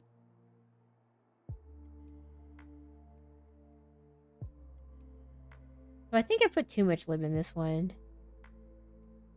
Not enough in this one. Do it, given, or just shoot me a demon anytime you want to find an STL. I will keep that in mind. I'm just like on the internet, or I'm on Reddit, or I'm like on the mechanical keyboard Reddit, and I'm like, ooh, wow, that's a cool project. Or like, ooh, wow, this 3D printed part for my bike would be very convenient for holding my 2 water bottles that I occasionally need or whatever. Like literally, I'm always like, oh, I would like to print just like random junk all the time. Like literally, that's me. I just want a 3D printer to print all this random crap. But I can't justify it right now. Still need to get you a bigger artisan tray? Dude, I know. This is the state of my artisan tray right now. I don't even have a place to show off my cool Twitch emote ones. I'm just like literally it's so messy. Get my act together. Is it Sasmu Creek? Thank you so much for the follow. Hope you're having a wonderful Friday so far. Welcome to the stream. I would print all the Pokemon prints. There's just like so much useful shit that I would print out. Like I want to print out a stand for like my Stream Deck Mini, right? Like here's my little Stream Deck, right?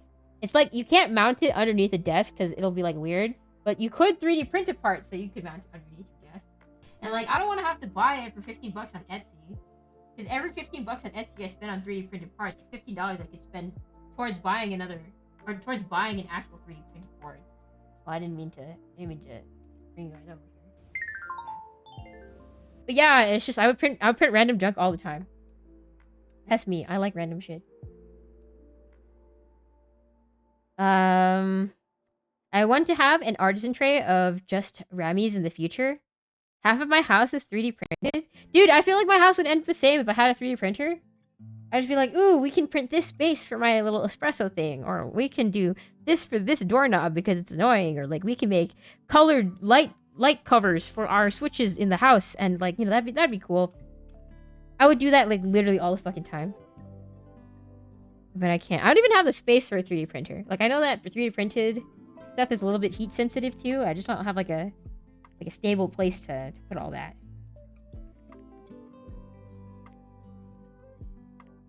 Bean2250 says, where'd you get your keyboard?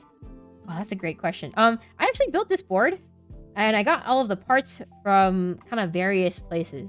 So the keyboard itself, like the case for it, this is actually a 3D printed case from a vendor. They were called Keyboard Builds. They made the case 3D printed. You can see, I don't know if you can see it in the camera, but there's some like 3D printed marks on the bottom. It's pretty smooth. You can see that it is a printed product. And then the PCB and stuff I bought from KBD Fans, and the keycaps that are on top, the little pretty blue and pink ones, are from a vendor called Canning Keys. But I built it myself.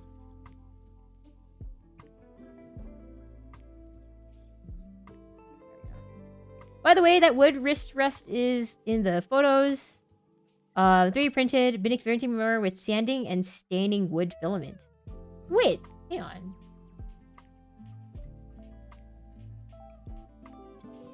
Wait, is this printed? The wooden one is also printed? Because it looks like real wood. Or is it wood? And I'm misunderstanding you. It's really pretty. Thank you so much, Bean. I appreciate that. I love this board. It's got some really nice tactile switches in it too, so I've been having a fun time typing on it as well. How about a 3D print mill so you can print as long of a keyboard as you want?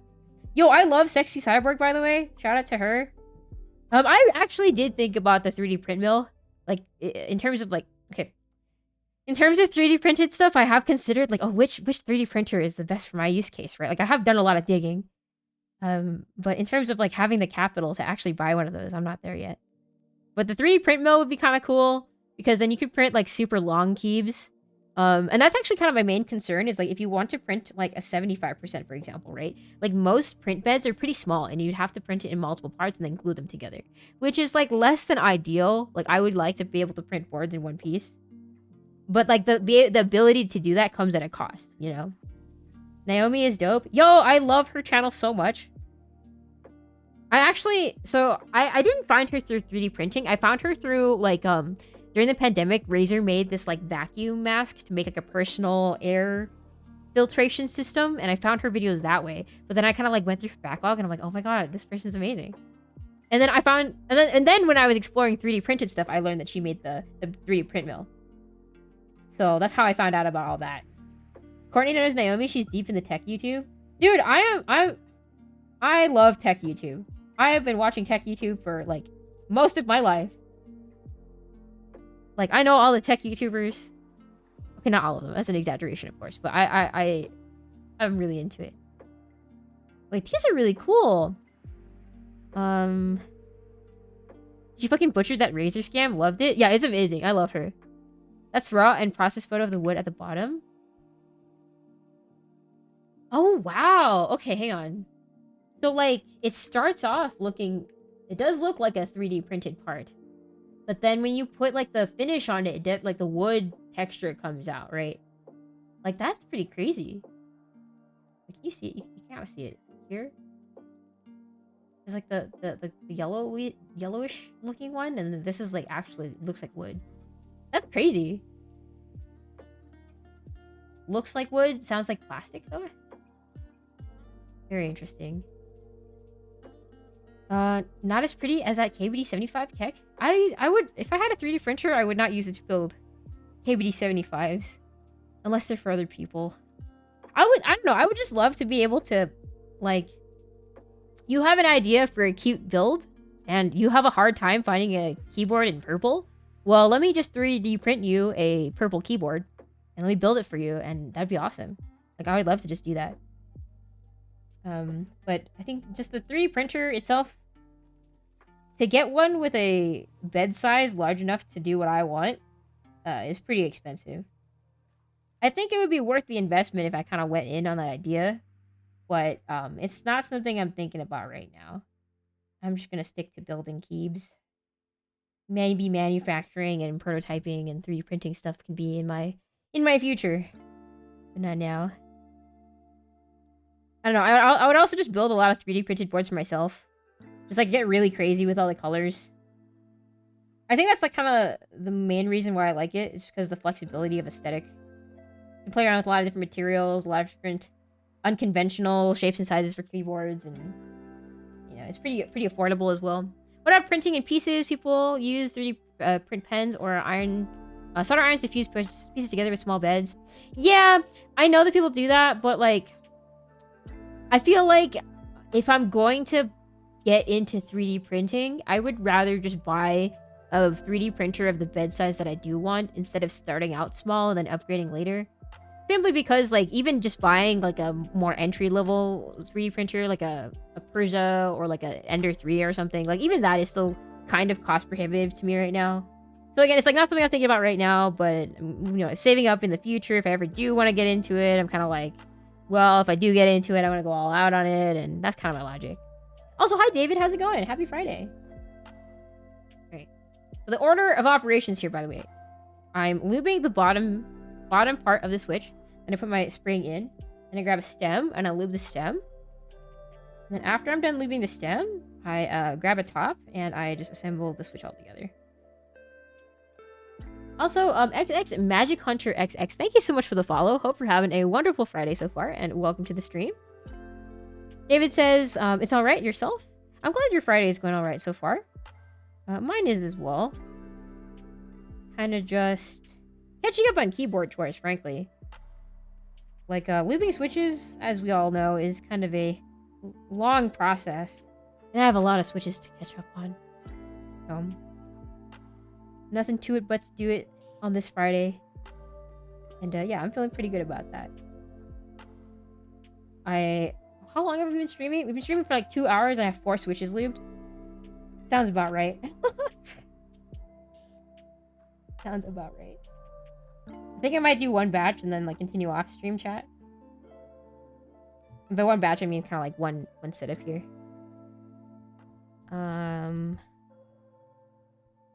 I always check each one to make sure that they're kind of consistent. Oh, and also I try to check to make sure that they're all closed. Oh my god, Pillow Fort time. Thank you so much for the raid. Hello. Oh my god, pillow fight? Oh, I wish I had pillows. Like, all my pillows are like buried under keyboard stuff. Oh my god, Pillow, thank you so much for the raid. Hello. Welcome. Are you a keyboard streamer? I think this is the first time we have met.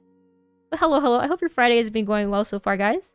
My name is Courtney, and I build mechanical keyboards here on Twitch. And today I'm modifying some mechanical keyboard switches, and I'd be happy to explain if y'all aren't from keyboard land. How is your stream, Pillow? What kind of content do you do here on Twitch? Oh my god, you've got a yummy Yukon keyboard. Yo, thank you very much. I'll show you guys my keyboard actually. So this is like I said, I build keyboards on Twitch here. So this is something that I built.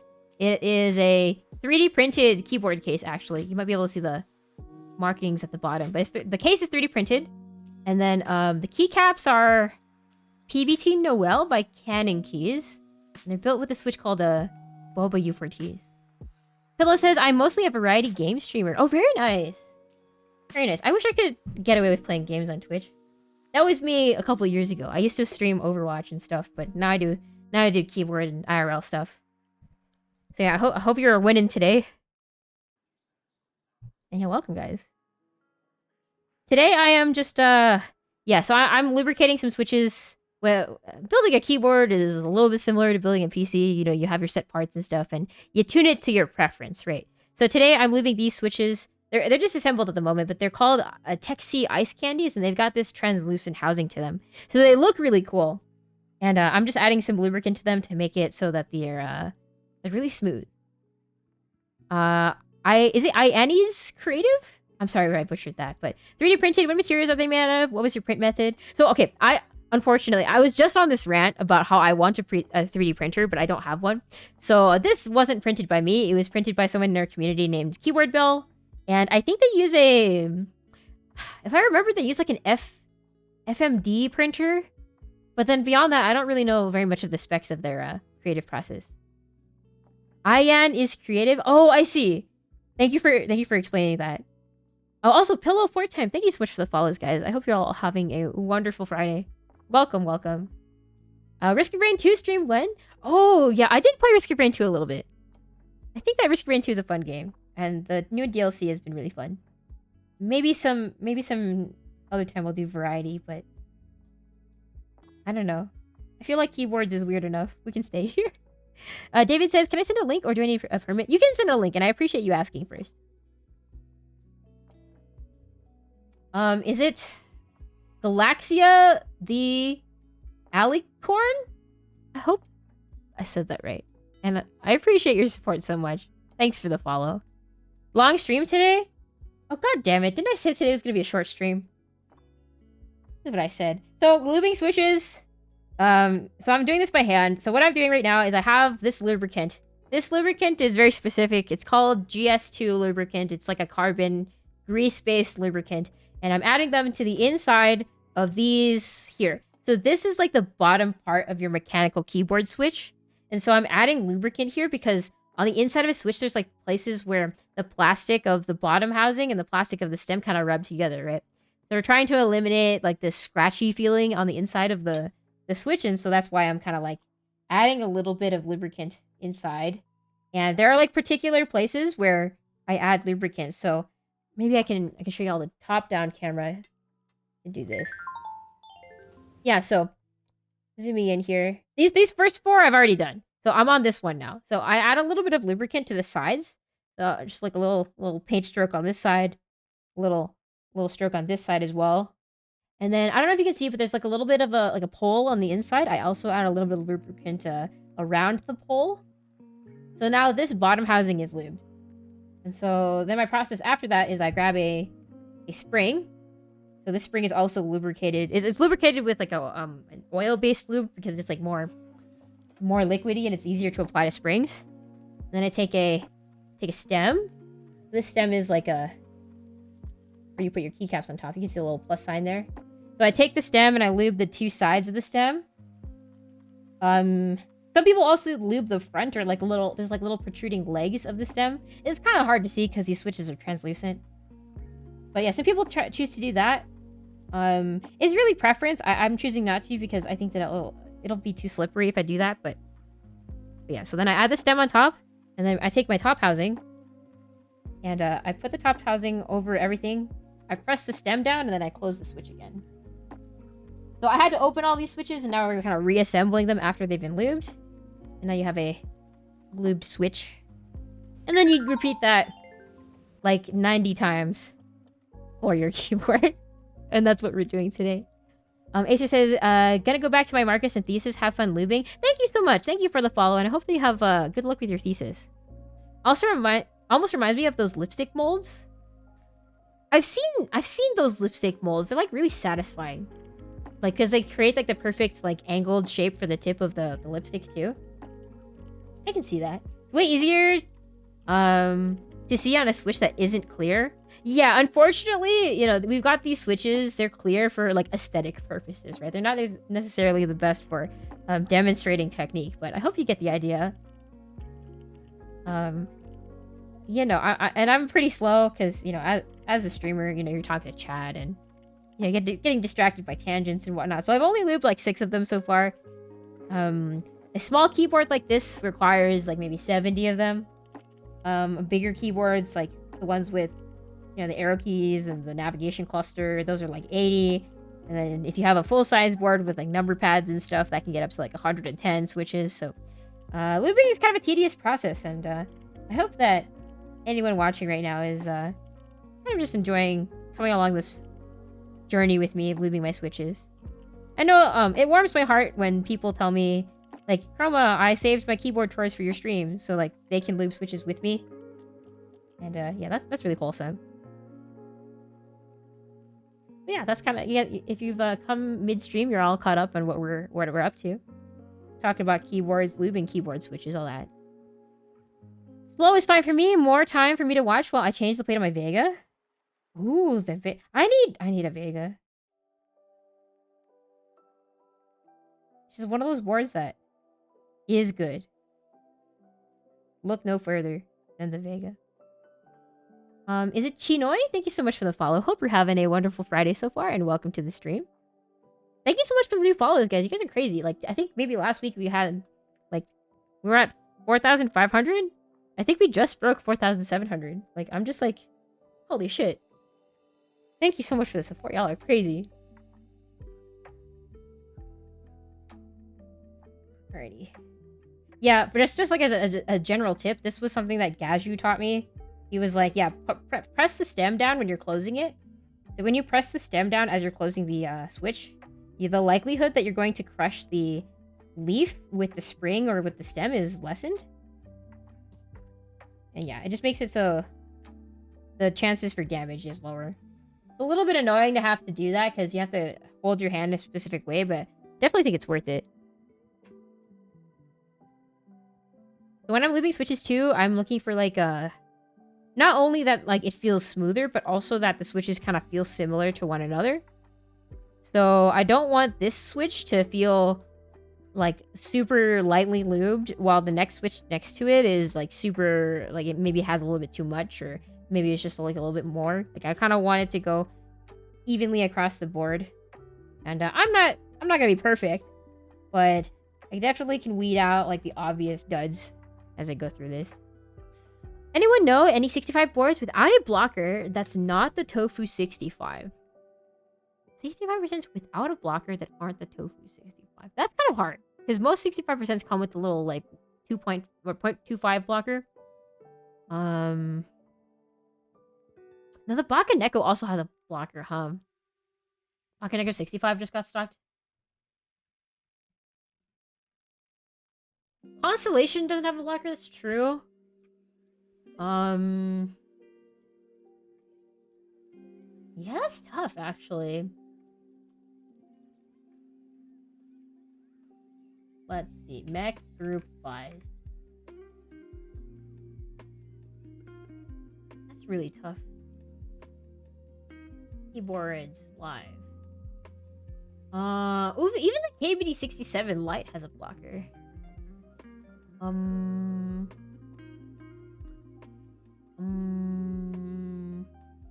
Wow, that's actually like more rare than I thought it would be.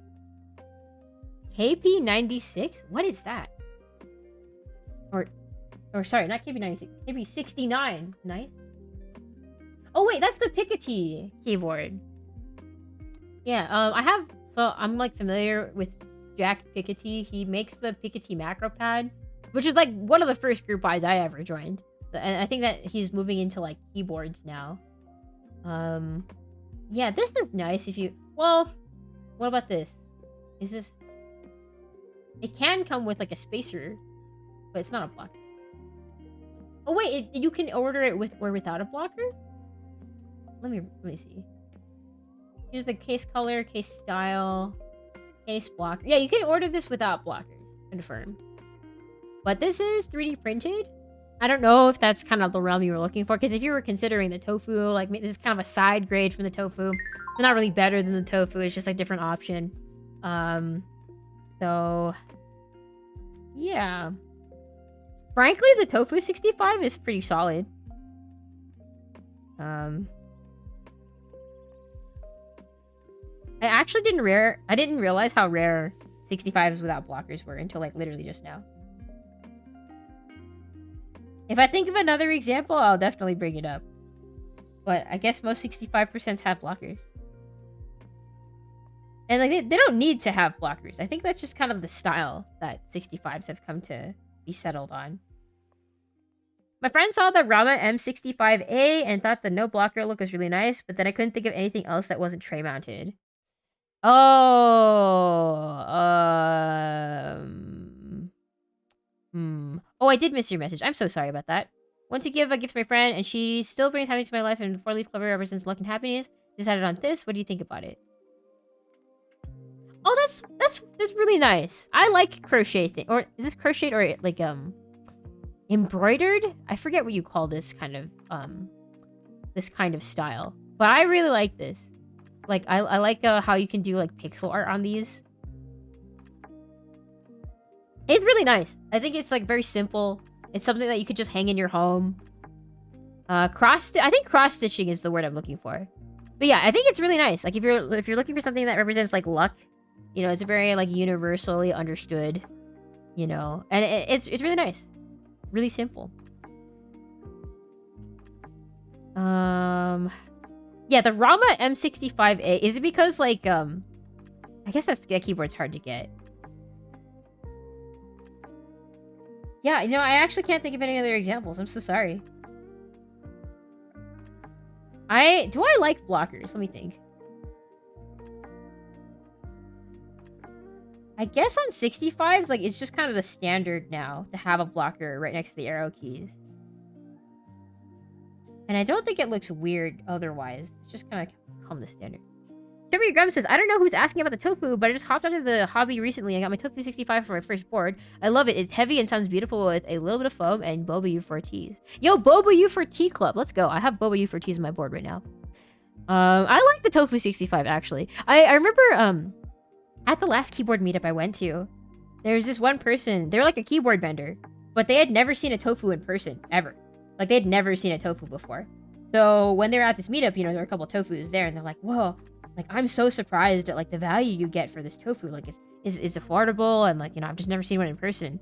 And, like, they were still kind of, like, blown away with how impressed the tofu was. So, it's a respectable keyboard. I'm not saying that you're not considering it, but, yeah, don't sleep on tofus. You know, like, I think that there's still a particular market within the keyboard hobby which they appeal to. It's prettier than the pic suggests for real. I think that the finishing on the tofus is really nice in person. I just think that KBD fans is pretty inconsistent with like their color matching, I guess. Because like me and Apiary Keyboards, we both built rose gold tofus, right? But her rose gold tofu looked way more yellow than my rose gold tofu. And we're like, what the fuck? So like they look pretty in person, but like if you get two of the same color, like maybe the animal might be weird. NK65 Entry Edition has no blocker? Oh, NK65 Entry Edition is very nice, actually. I really regret selling my NK65 Milkshake Edition. Like, I really regret it. Like, I really want another Entry Edition board. I was thinking about getting the Tifu Edition one, but the only reason I would get the Tifu Edition one is because it's pink, and not because I know or like Tifu. Like, yeah, I would only get it because it's pink. But the NK65 Entry is a surprisingly good board for the value. For the money, I should say. It's a good value. I was thinking about this key crown as a starter keyboard since my Ornata Chroma is super old and I hate it. Let's see. The key crown Q4. Oh no, not the Q4, the K4.